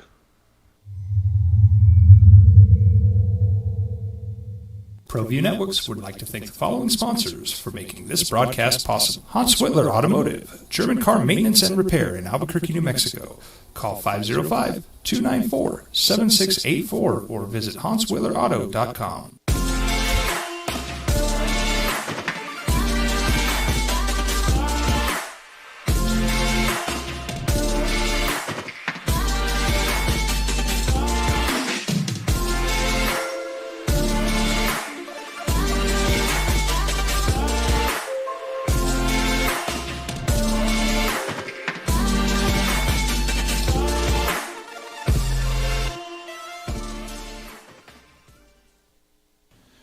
TurboThreads is a proud sponsor of ProView Networks. Almost 30 years of experience means fast service, great prices, and a wide selection of apparel from t-shirts to performance sports shirts, even jackets and hats.